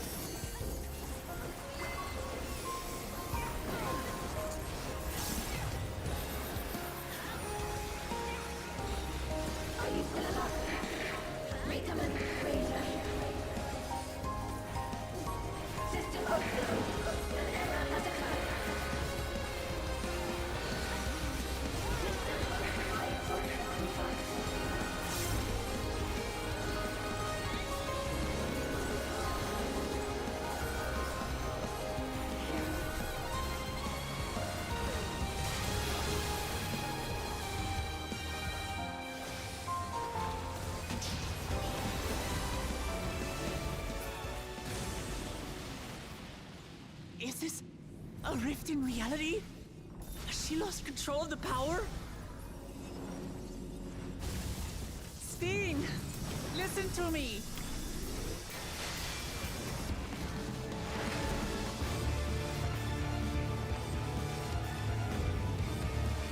I understand. I do. And I know that you won't be swayed from your course. Owned. But if there's truly no other way to resolve this, then face me. Not as a machine, but as the real you.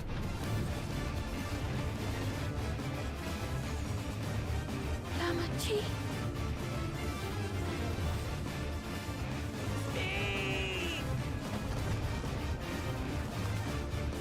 Anomaly detected in memory banks. Data for the endless beam partially restored. This is what I desire, and I will not fail.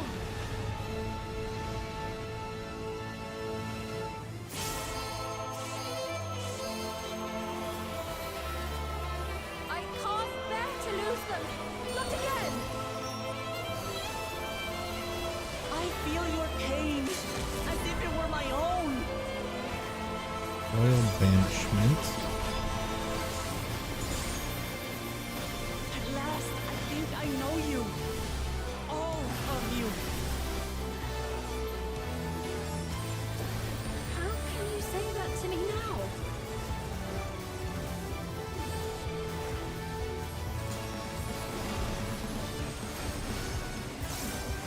It's over, Sphene.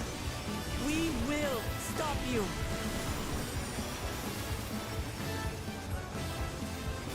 No! I won't let you! I can't! I will protect my people's happiness! Leave that burden with us now. We will bear it in your stead.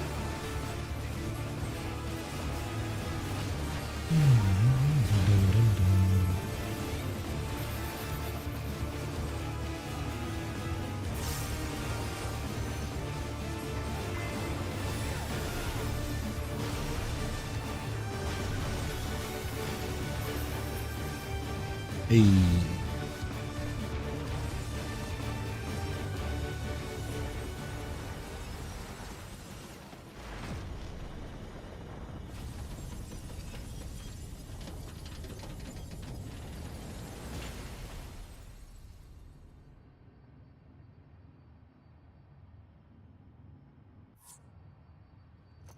GG's.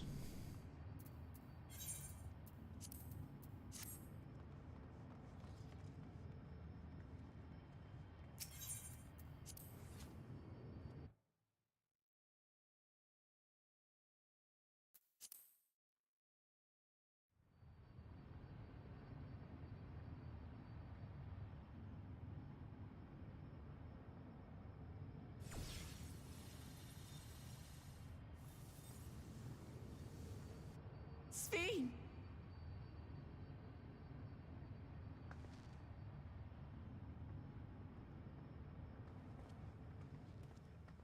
Your voice reached me, Lamachi. Is it really you? No, only in part. My memories as a living person are gone.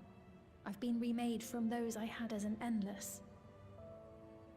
However, I cannot remain long, for the Meso Terminal will soon cease to function.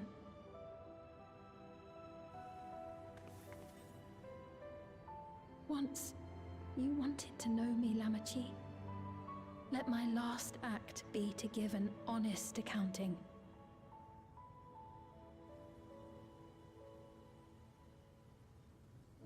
I am, above all, sorry for the suffering I've caused your people and mine. I am ultimately powerless against the inevitable, unable to do aught but visit harm upon the innocent. I am, in the end, a pitiful, selfish creature. One that should never have been created.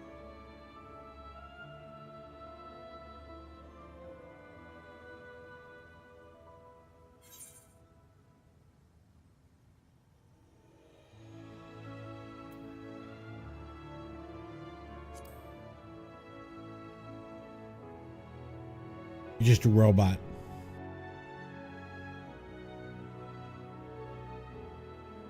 Our nations are worlds apart, but they feel so close. Who knows what we could have accomplished had we walked together towards a shared future. And yet, it could never be so. We each had our own to protect. If only I had met you when I was still alive, then perhaps. But it's no use dwelling upon a miracle that didn't happen.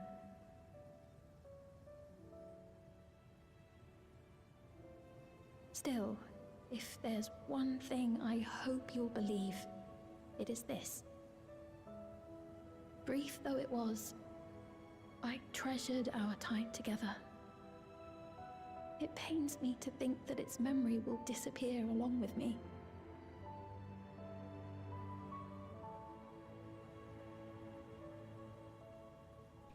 A character had just the most. I know I have no right to face. ask this of you, but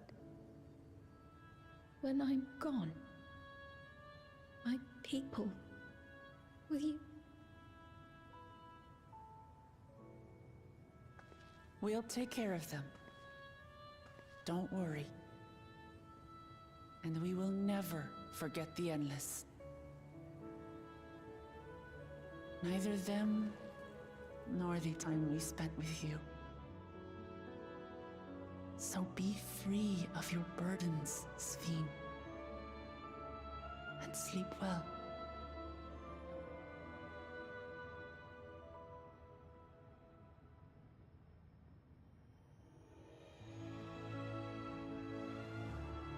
I will. Thank you.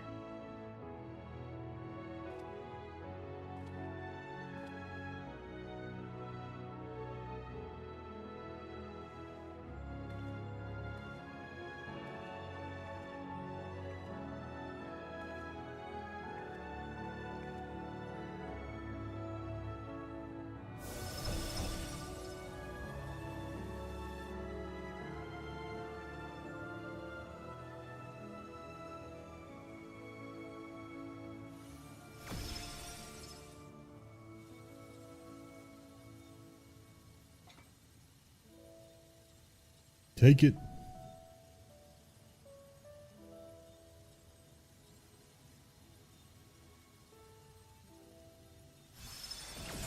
Wow, wow, wow, wow, wow, wow.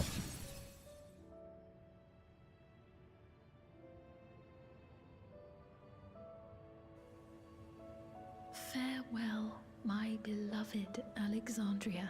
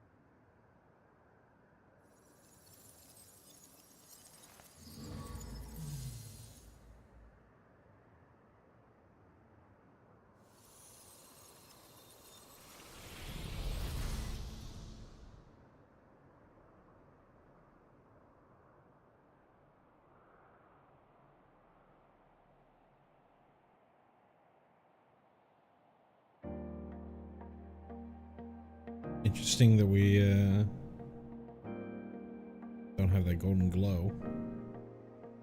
You see the sun? So it was that the Meso terminal fell dark, and the Endless departed for oblivion's embrace. Their resplendent paradise was no more, as the memory sustaining it faded with the golden light.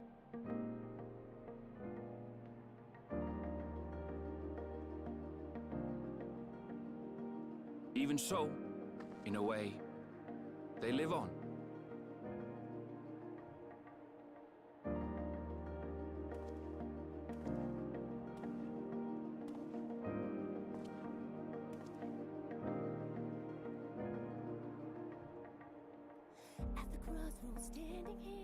This I felt with conviction, as I basked in the glow of a new dawn.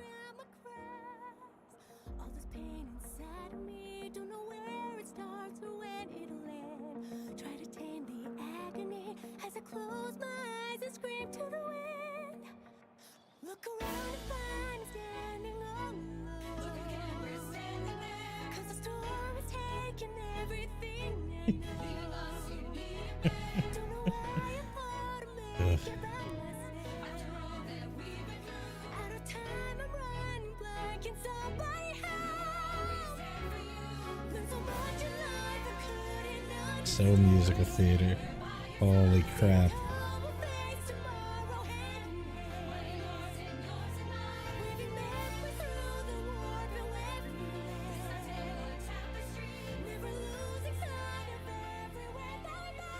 It remains to be seen how interdimensional fusion may have affected other reflections.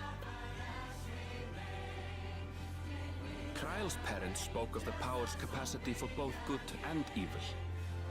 I cannot help but wonder how Sphyn's deeds will be remembered by those they touched. The key that started it all was entrusted to the adventurer. Such an artifact certainly lies within the Scion's realm of expertise, and no objection was raised to their retaining it for research. You give it back to the South Sea Islanders, is what you do.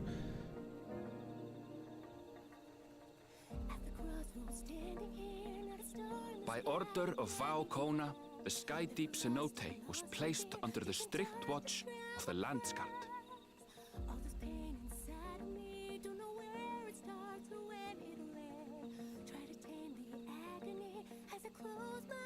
With the mighty Bakuljaja among their number, they shall not want for strength, even in Soralja's absence.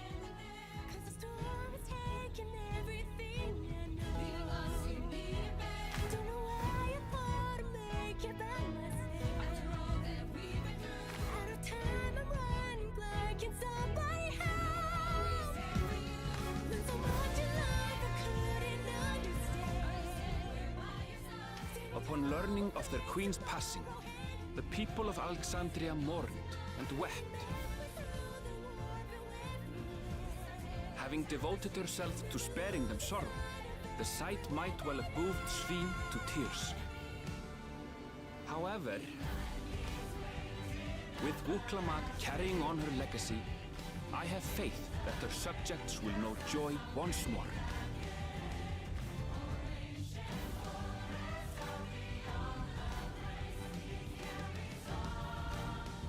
As anticipated, the news that young Gululja had succeeded his father as king was greeted with trepidation.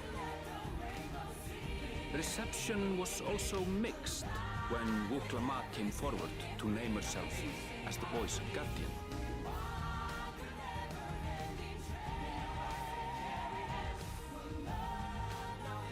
But the people were mollified to learn that Everkeep systems remained operational, and there would be no impact on their lives.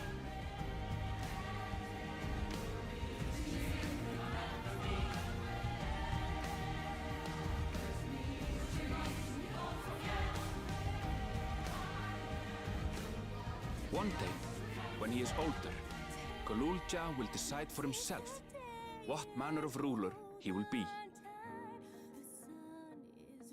Till that day and beyond, may the path of the young king be illuminated by the love of family.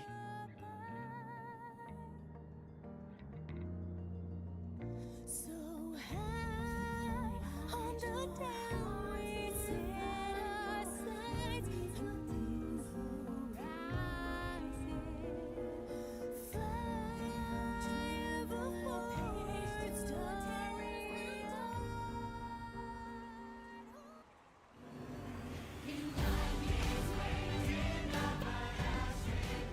Meanwhile, in Tuliyola, the people came together to hail their new Dawn servants' great victory.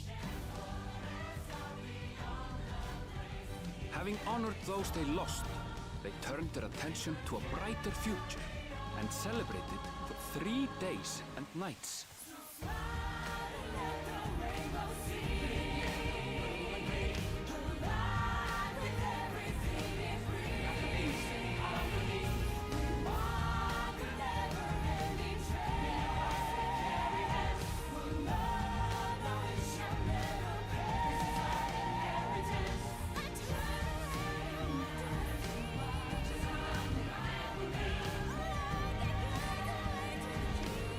Hey, that's from the trailer, so is this. Are we gonna see a nutkin?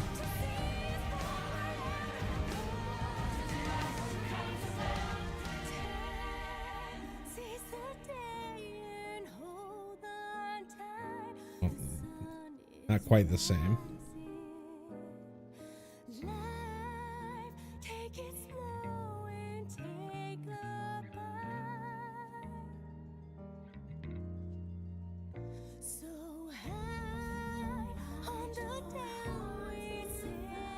Not everything had been resolved, though.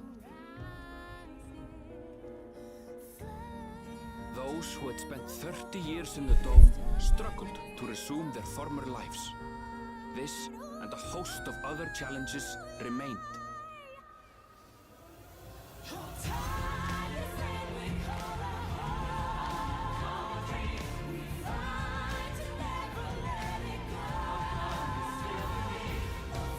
Is he also doing another voice? I thought I saw that Luis Bermudez.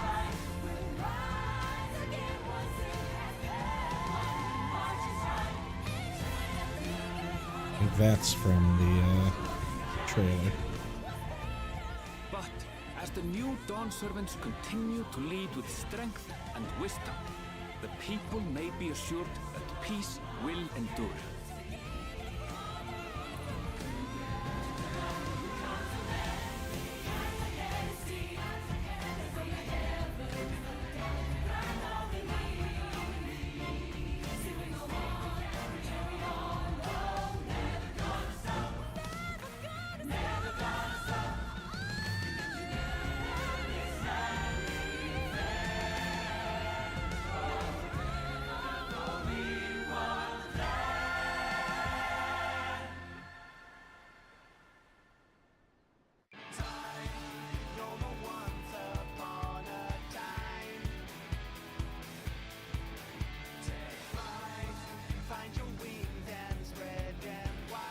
I think we're probably at the, yeah, these credits. I typically skip.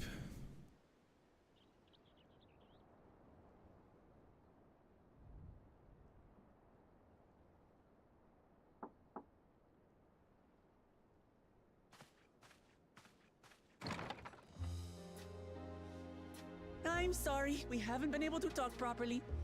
Oh, between the reconstruction work and Papa's funeral, I've hardly had time to breathe.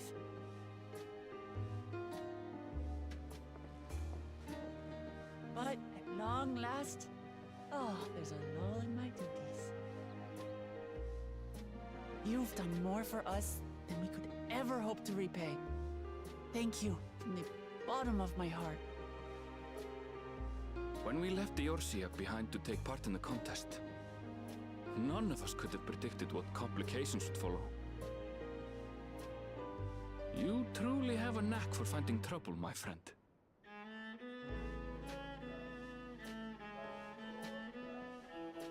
But you wouldn't have it any other way. So what's next for you? Assuming you're still set on leaving the Gleaner's life behind? I'm off to fulfill my mother's dream, of course. Like she had intended, I'll embark on a journey in search of the unknown. She's sure to enjoy my stories when we meet again in the ethereal sea. Well, well, sounds like a plan. But will you have the coin to get by? I may no longer be a gleaner, but I still have contacts in Charlian. Contacts with deep pockets, always eager to pay for information on new or rare species. Marinville's becoming a poacher. You've got it all worked out.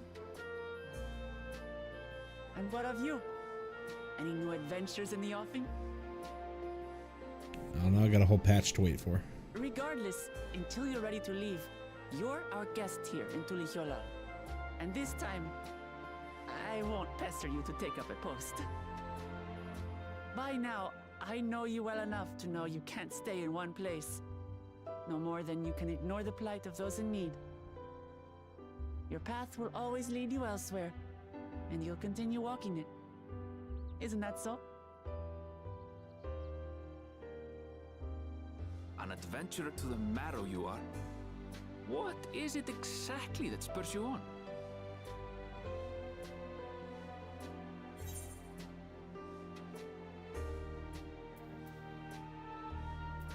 All the sights I've yet to see.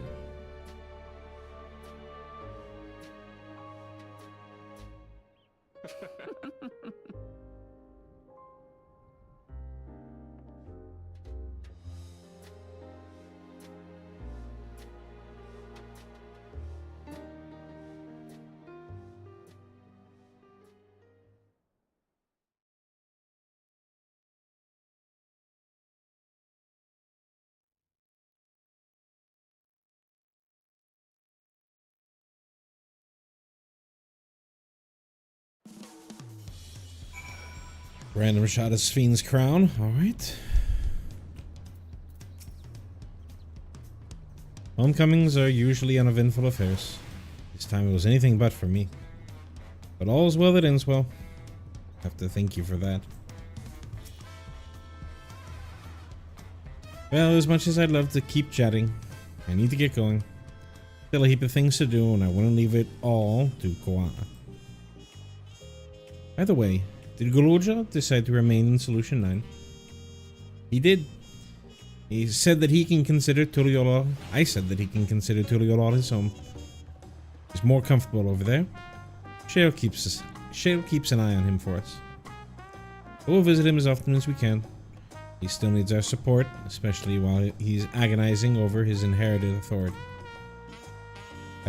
Though I told him he didn't make a decision right away. We can't postpone it forever either. I'll do whatever I can to help Guluja, as well as everyone inside the dome. Promise as much to Sphyn. For my part, I'll be keeping Tutorial for a time. Among other things, I'd like to look into the problem with the wildlife in Shalawani.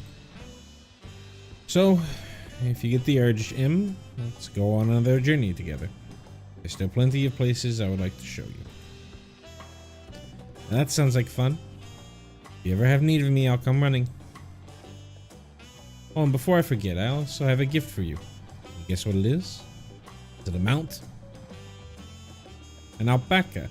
It comes from Tobley's stable, of course, and it's as sure-footed as they come. Perfect for an adventurer who is always on the move, eh? Here, this whistle will call for it.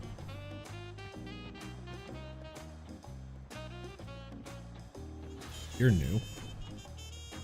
Right. I'll really get going now, but I'm sure we'll meet again soon. Till next time, take care.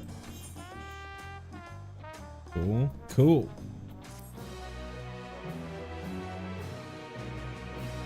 Another cutscene.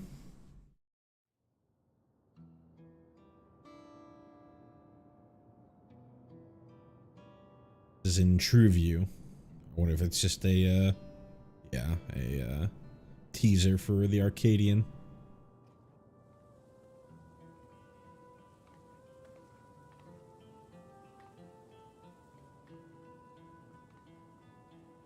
That's the guy that... Maybe not.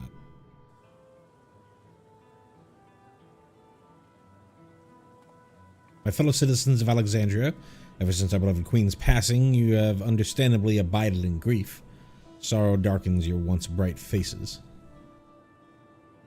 But is this what Her Majesty would have wished to see? No, most assuredly not. I know this to be true. If we are to honor her memory, we must reclaim our smiles. To that end...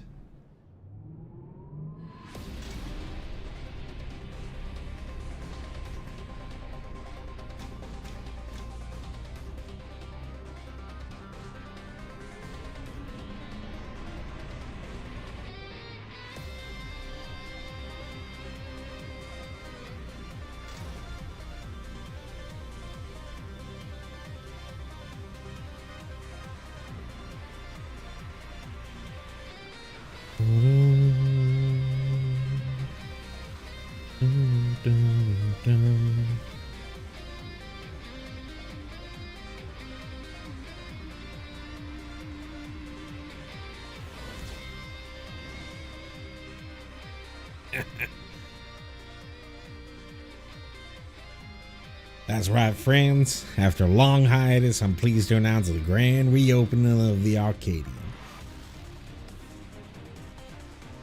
The realm's finest fighters stand ready to entertain you in glorious and thrilling combat. Come and join us, I bid you, and let your cares be forgotten.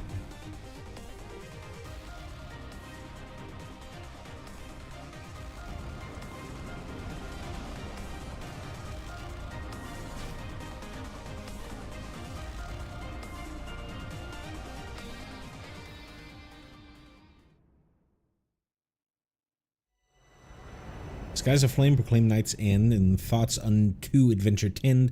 The brave make haste ere the hill something Dawntrail. Complete the main scenario Dawntrail.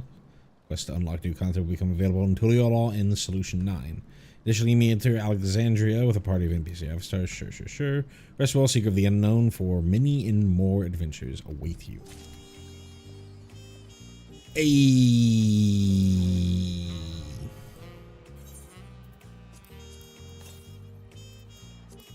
Where's the whistle? Where's the whistle? I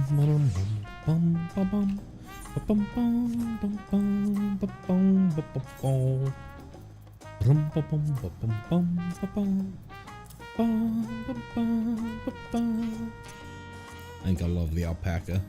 So I'm just gonna already add it to the favorites. Ooh, Wandering Minstrel. But I think we're gonna wrap it up rather than unlock all that stuff.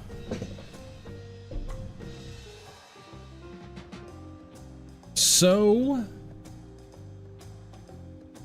what do I think? Let's start with the final dungeon. I think the final dungeon was excellent.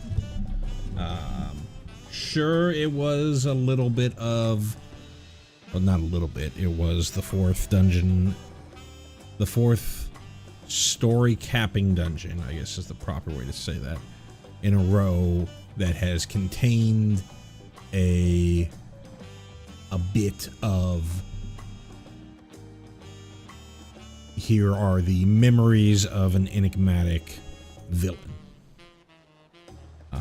We had Amarat with Emmett Selk's memories of the final days. We had the Dead Ends with the memories of Meteon as she traveled the stars and saw all these civilizations end. We had, I forget what the dungeon's name is. Let me look it up. Lunar Subterrane, which contained the memories of Golbez and the man who assumed the title of Golbez.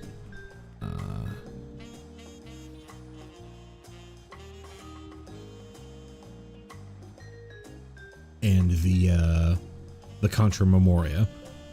And then this one with the memories of Alexandria,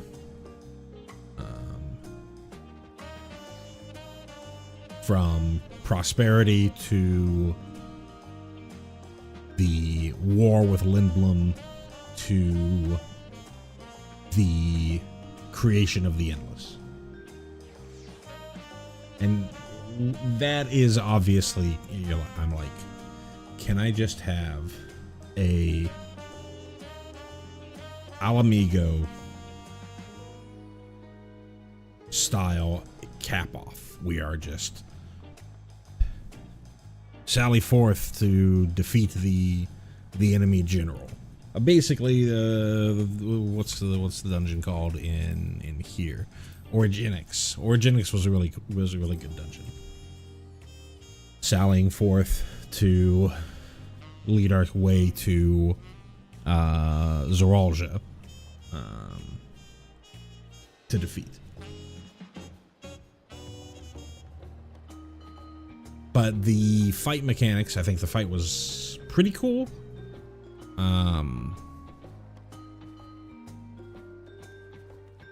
It definitely felt difficult from, you know, like DPS, tank damage, but it was, I imagine, as we get better gear, it won't be as, because I felt like Dead Ends was difficult to start with, but as we got better gear, as people became more comfortable with their jobs, more comfortable with their rotations, stuff like that, both the DPS and the gear would make it easier. They're dungeons still, and from interviews with Yoshi P, he's like, he has said that they haven't really had much of a chance to make them harder. I have heard things that the optional dungeons, the post MSQ optional dungeons, are supposed to be pretty difficult, but we'll see.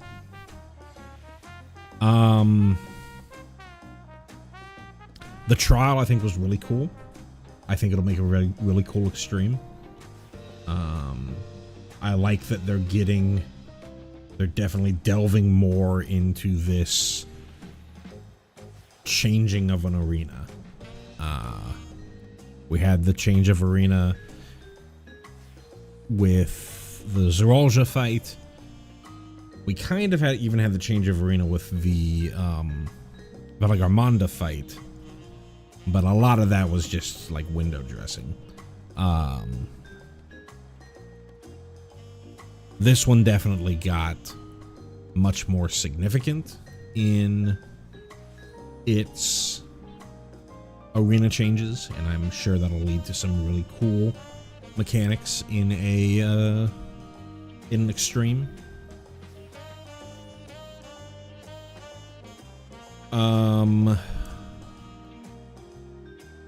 As far as story,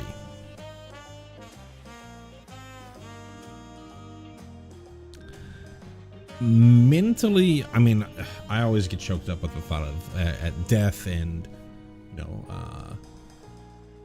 saying goodbye to loved ones and stuff like that. That's obviously heart-wrenching, but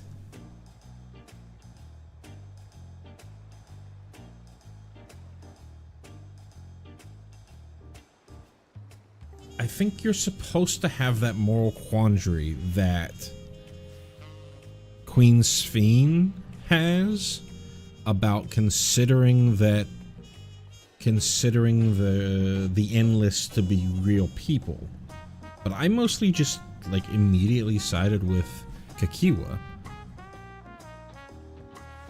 That they aren't real. They died.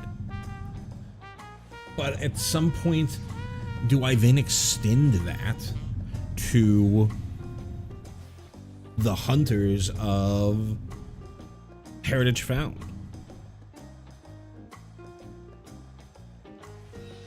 Do I extend that to the Omicrons, if the Omicrons still existed, of Amistar. I can't remember what the name of their star was. Alphatron, maybe it was Alphatron.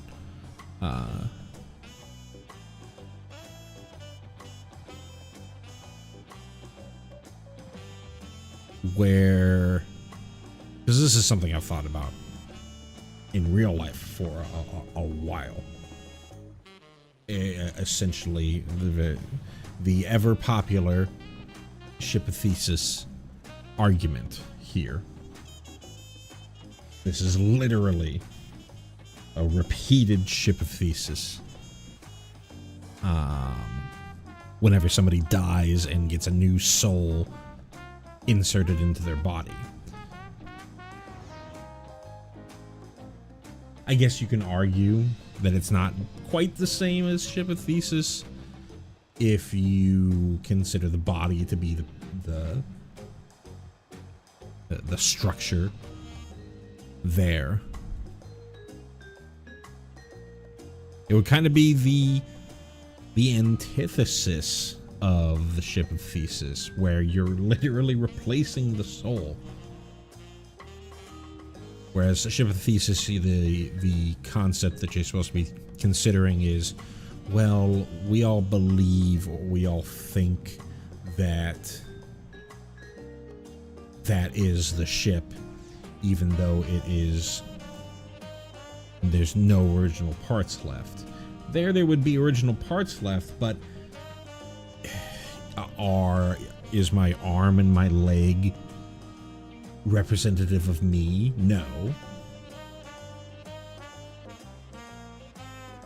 I think everyone would agree that that's not true. Would my entire body be representative of me? No. I don't think anybody would believe that's true. So at that point, you're like, well, which one is it? Is it the memories or is it the soul that is representative of you? And that gets into the idea of what the Omicrons had to talk about, where they implanted themselves into machine bodies. Machine men with machine minds.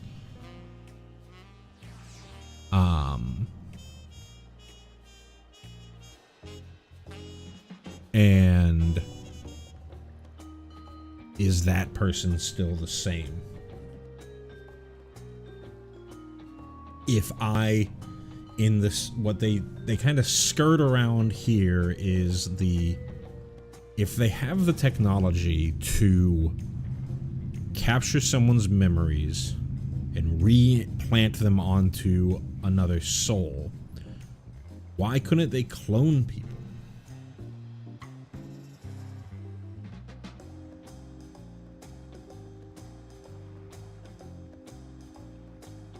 Capture that person's memories, put them into another soul,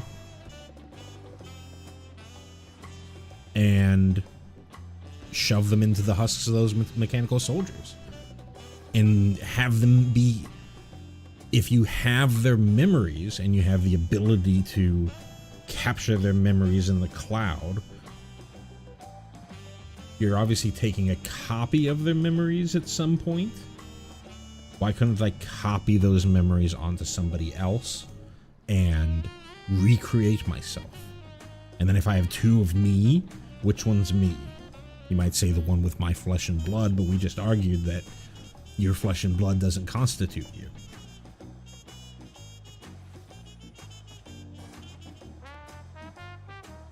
So.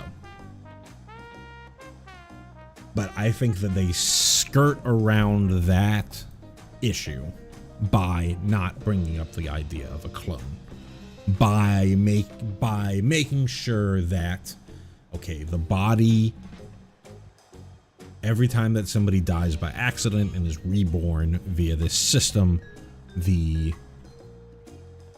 you're just going back into the same body. And when somebody dies of illness or old age, natural causes, essentially, something where the body is no longer able to host a soul,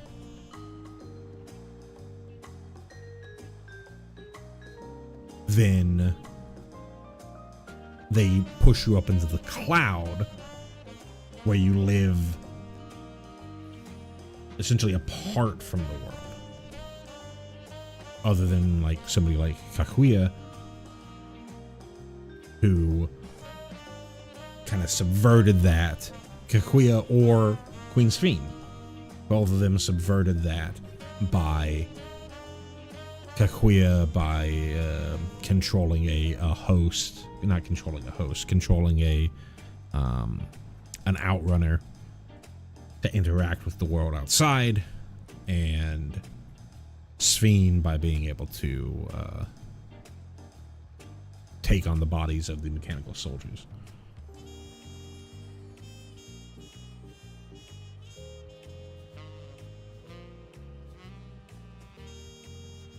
But to me, like I said at the beginning, I think I always agreed with Kaguya that they weren't real. They died.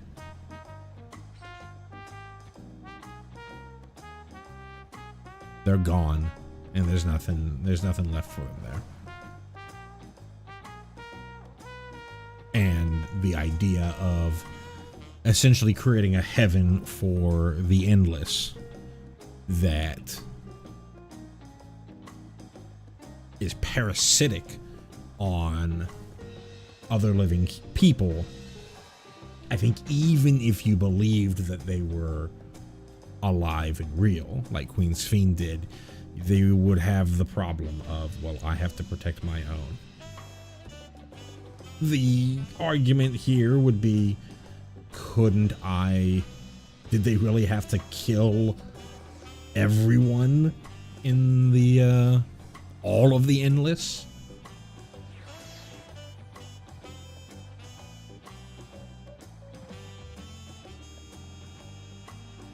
Could they have tried to find a way to leave the rest of the Endless alive and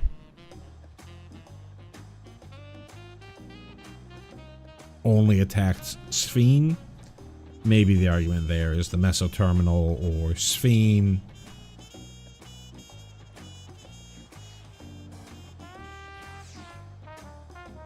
dying, when the Mesoterminal dying essentially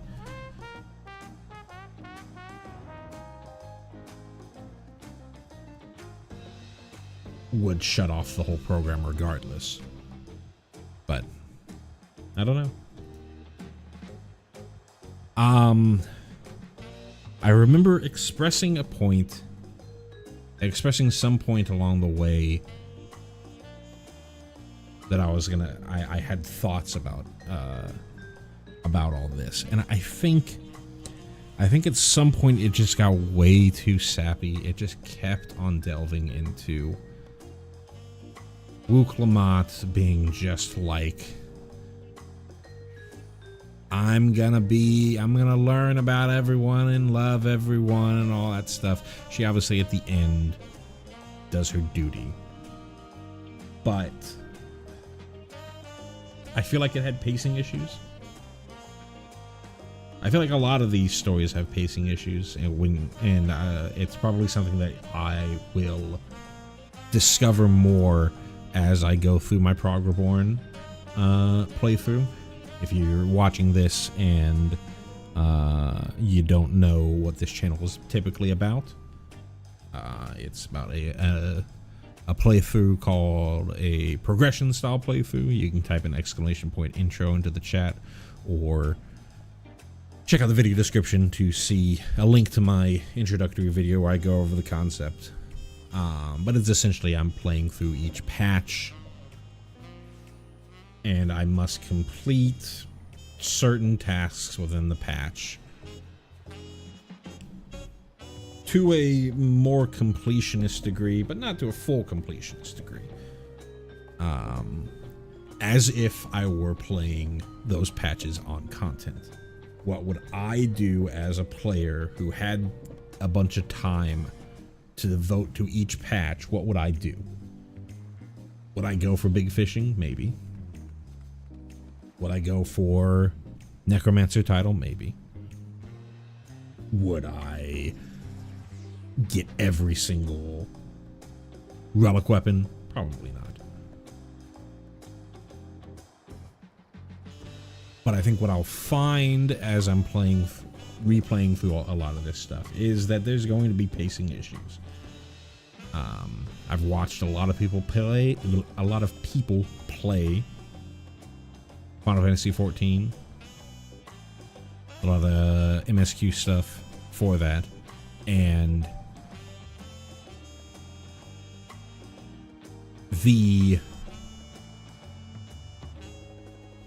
even back in Shadowbringers, the collective consciousness of the community kind of buffs away the pacing issues, unless it's significant,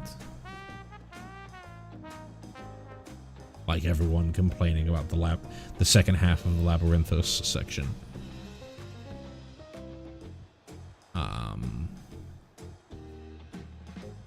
But I think that there's both the buff away of sections that have pacing issues, and given that you're typically talking to a collection of people, there's always going to be somebody who really enjoys Ilmeg, really enjoys Raktika, really enjoys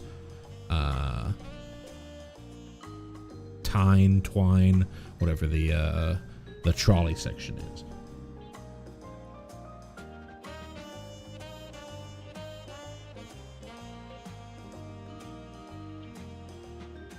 And so it's hard to get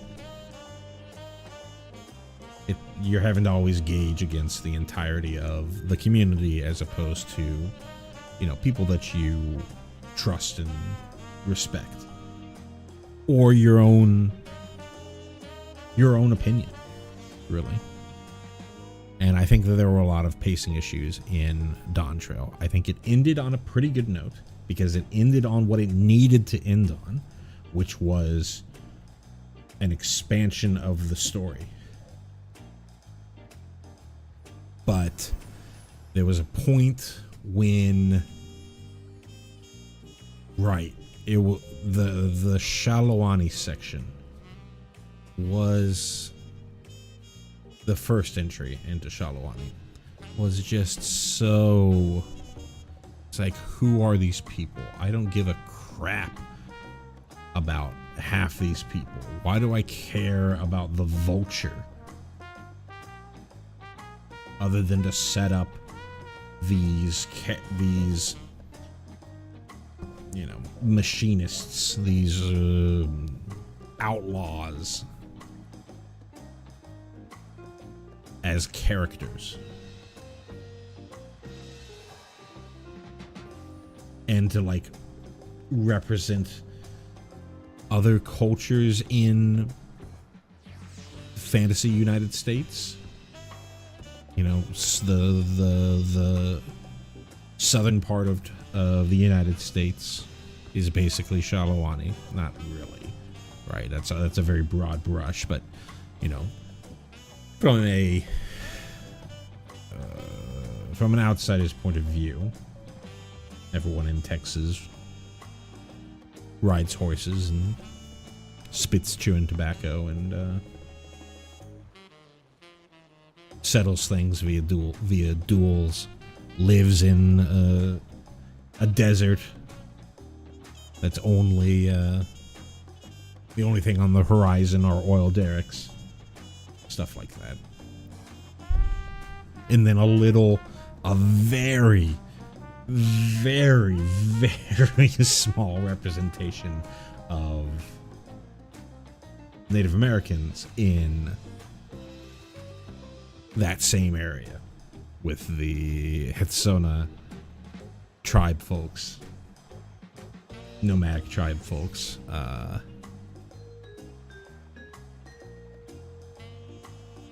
Oh, sorry, Hetsaro, not Hetsona.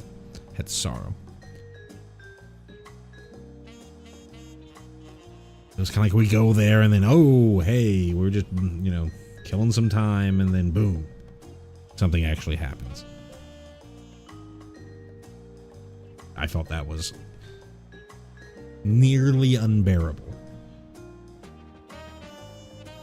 But I think it ended very well. It ended with a lot of questions that were left unanswered, a lot of threads, a lot of hooks that the writers can go into. The things that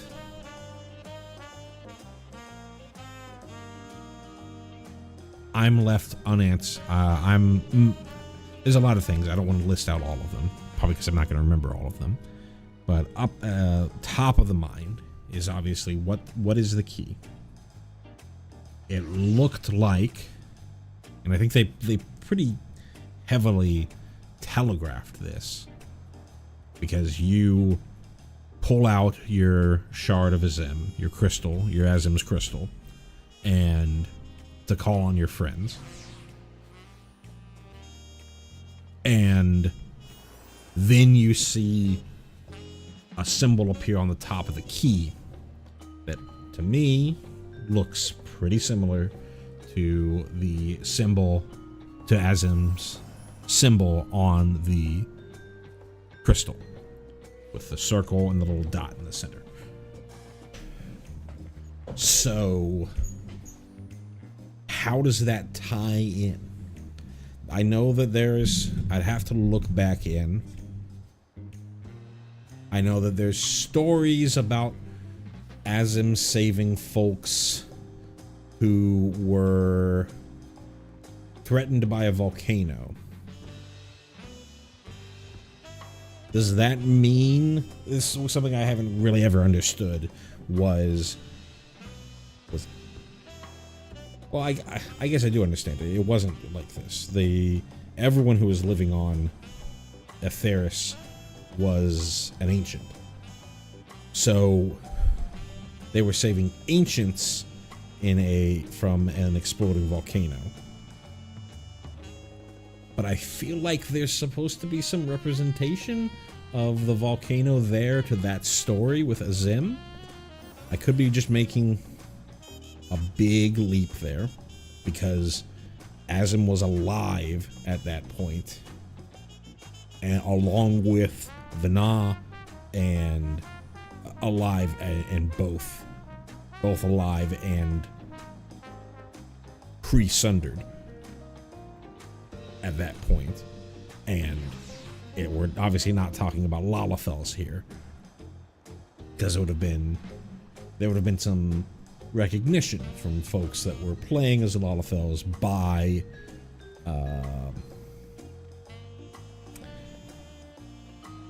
Mitselk and Hythlodaeus, by Hythlodaeus. But I could see that when Azim was saving those folks from the volcano,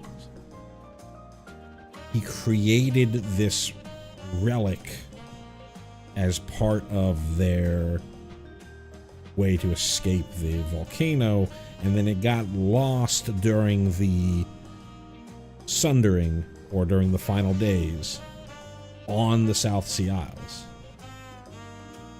I'd have to also go back and look at Alo Alo. I doubt they're talking anything about this key on Alo Alo. Well, maybe that's wrong.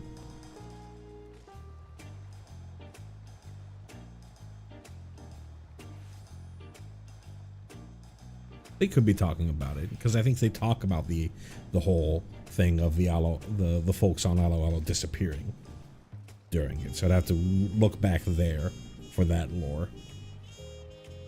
But connecting Azim to the key, connecting the key, and trying to connect that story to the key and the Lalafels that then jumped to whichever shard this is. I want to double check something. I said it earlier in the stream, but I just want to double check. So, calamities, timeline, FFXIV.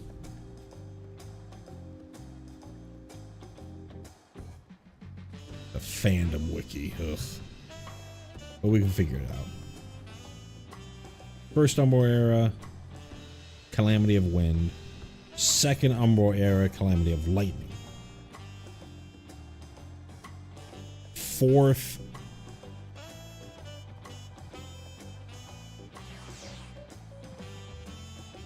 third Astral is the Allagans, and fourth Umbral is Earth. It's fifth Umbral that is Ice, and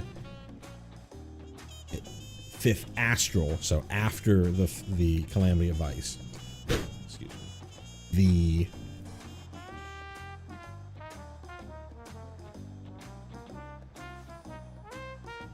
city-states of Mach, Nim, and Amdapor come into power. So it can't.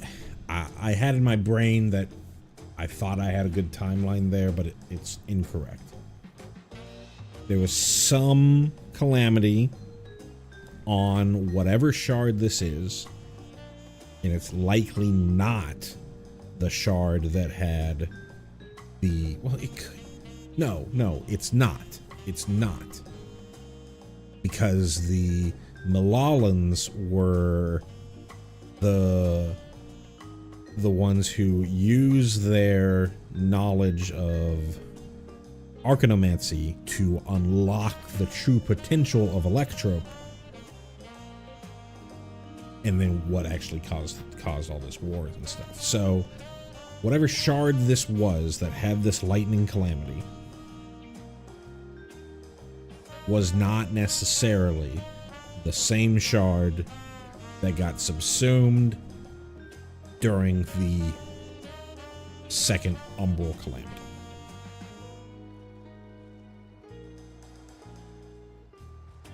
I had in my head that the majority of the shard got subsumed, but the people of Alexandria somehow figured out a way to... What is going on with that person over there?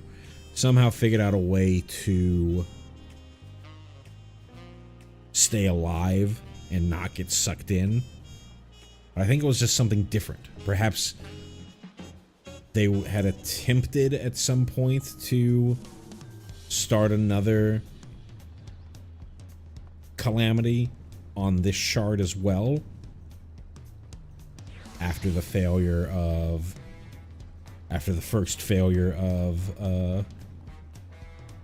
the first Calamity of Light.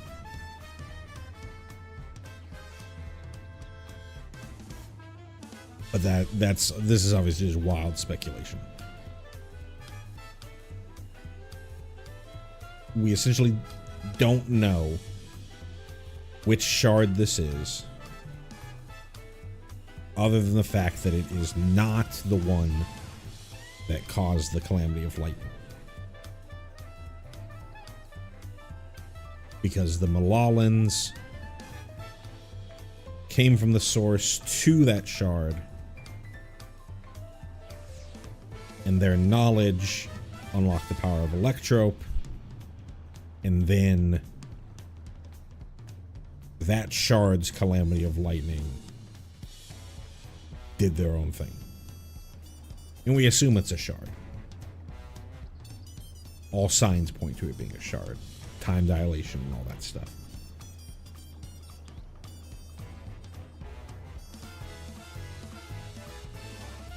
So I think figuring out which shard it is, figuring out more about the key, are my biggest things here. I also would like to see more of Tyrell. We really only saw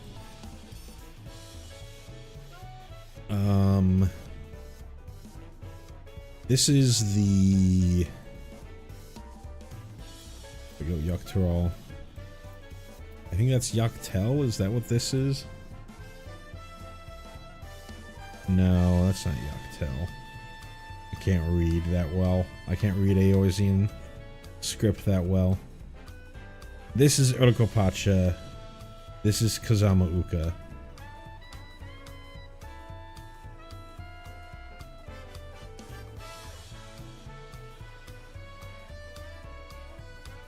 This is Yaktel. So what is this?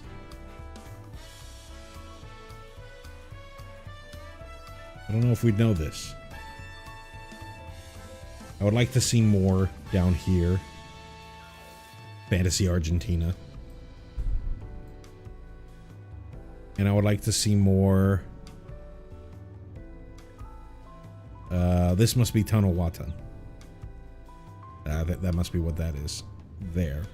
That's Shalawani. This is Yashalani. That's how you say it. Yashalani there. That's Solution 9. That has to be Tanawatan. I'd like to see more of that.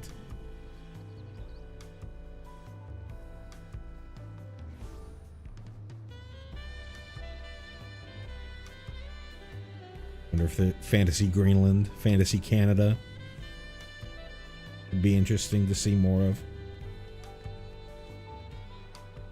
I'd like to see more of... I really want to know what's going on with the Beast Tribe. I think they hint... Not the Beast Tribe, the Beast Master. In Encyclopedia Eorzea 3, they hint that Lion from Bozja lives. He didn't die in Dalrida. He left before the Diabolos armament exploded. And we don't know where he is. To me, that's just the most obvious thing in the world, that Lion would be part of the Beastmaster tribe, or not Beast, I keep saying tribe, the Beastmaster limited job. But it could have something to do with Aaronville, maybe.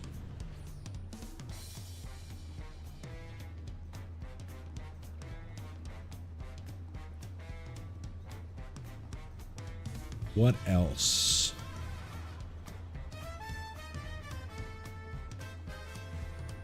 Is there anything related to the shard itself? What's left of Alexandria, the husk of Alexandria? That would be interesting.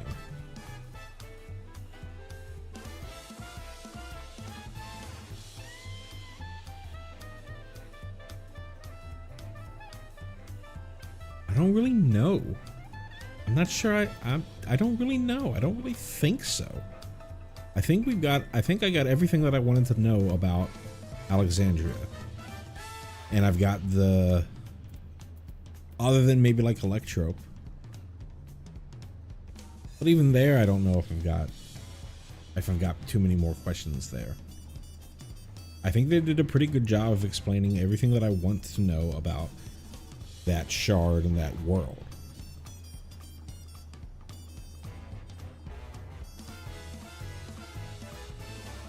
Anything else from here? I think as far as patch content goes, I think there's a couple of pretty obvious ones. There's continued exploration of the key with the Charlian Scholars and Y'shtola. Y'shtola's obviously going to be interested. I need to go find Y'shtola. She's probably around here somewhere. To see if she has any words about it.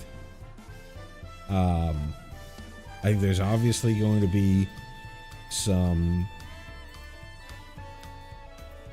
patch content about Galulja and his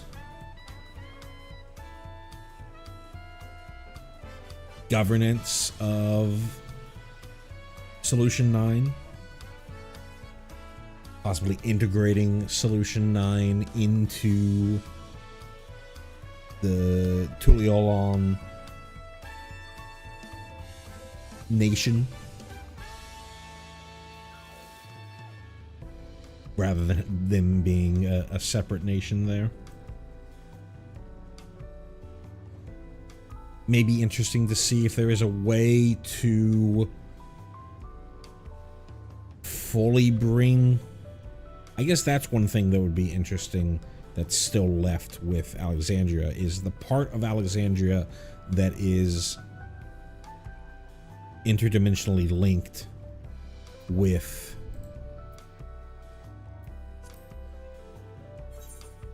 the part of Alexandria that is interdimensionally compressed, I forgot the word that they used, with Shaktaral, is still in its weird time dilation. So, and still under the Levin Dome. Would there be a way to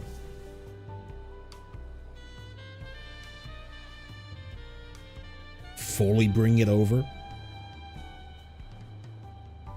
Would there be a way to get rid of the Dome of Levin? Would they even want to get rid of the Dome of Levin because it probably powers their entire livelihood?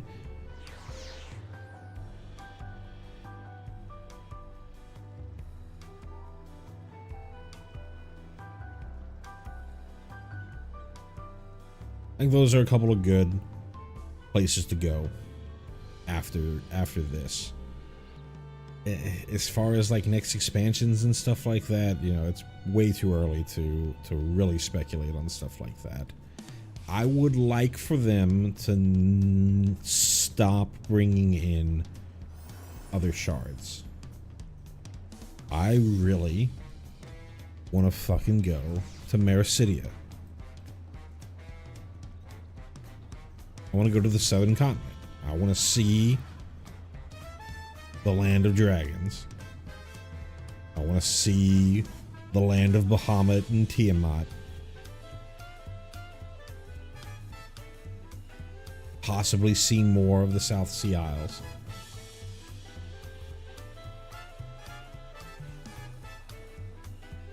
I want to... They still went pretty big with this story. Because they broke out of it. They broke out of the small story that was Dawntrail, probably because they didn't want it to be like too small after the enormity of Endwalker.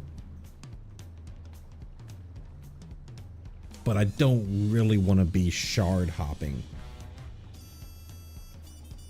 immediately again.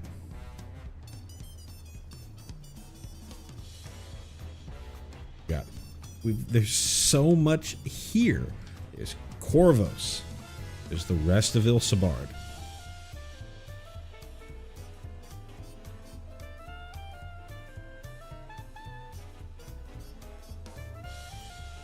There's Mericidia. There's Tonawatan. There's Fantasy Canada. Fantasy Argentina. There's even this whole huge island over here. There's tons in Eorzea that we still have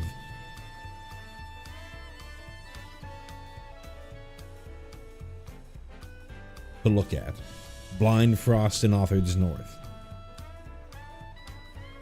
And I would like for this to stay on Atheris, if at all possible.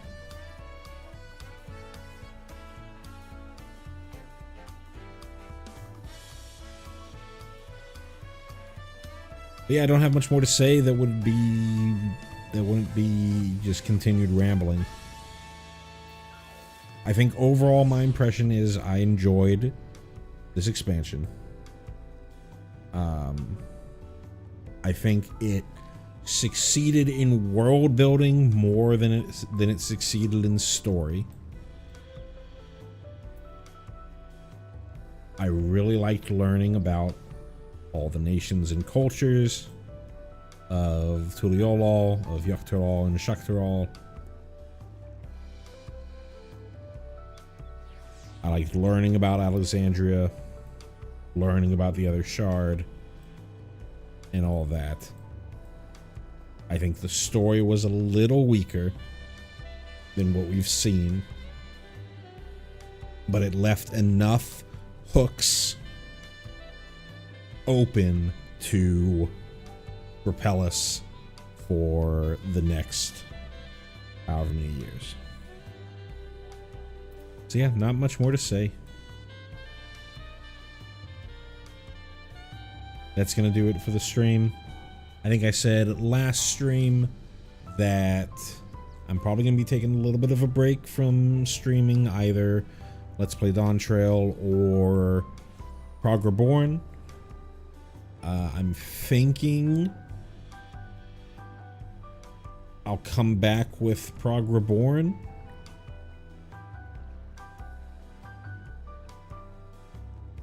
And then, you know, bounce in and out on Let's Play Dawntrail if I find anything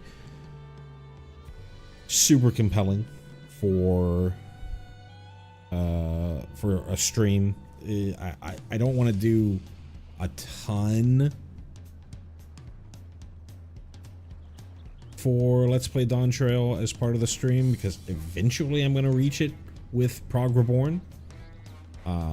So it'll just be a repeat of some of this stuff, but I really wanted to play Dawntrail, and it's obviously a Final Fantasy XIV channel, so didn't see a reason not to do it. But yeah, it's gonna be a little quiet on this front for a week, maybe longer, we'll see. But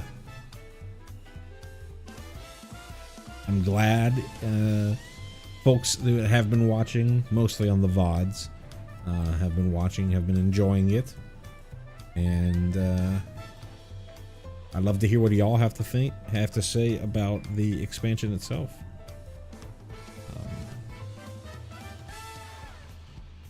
If you wouldn't mind leaving a like on the stream on your way out, I'd be greatly appreciative.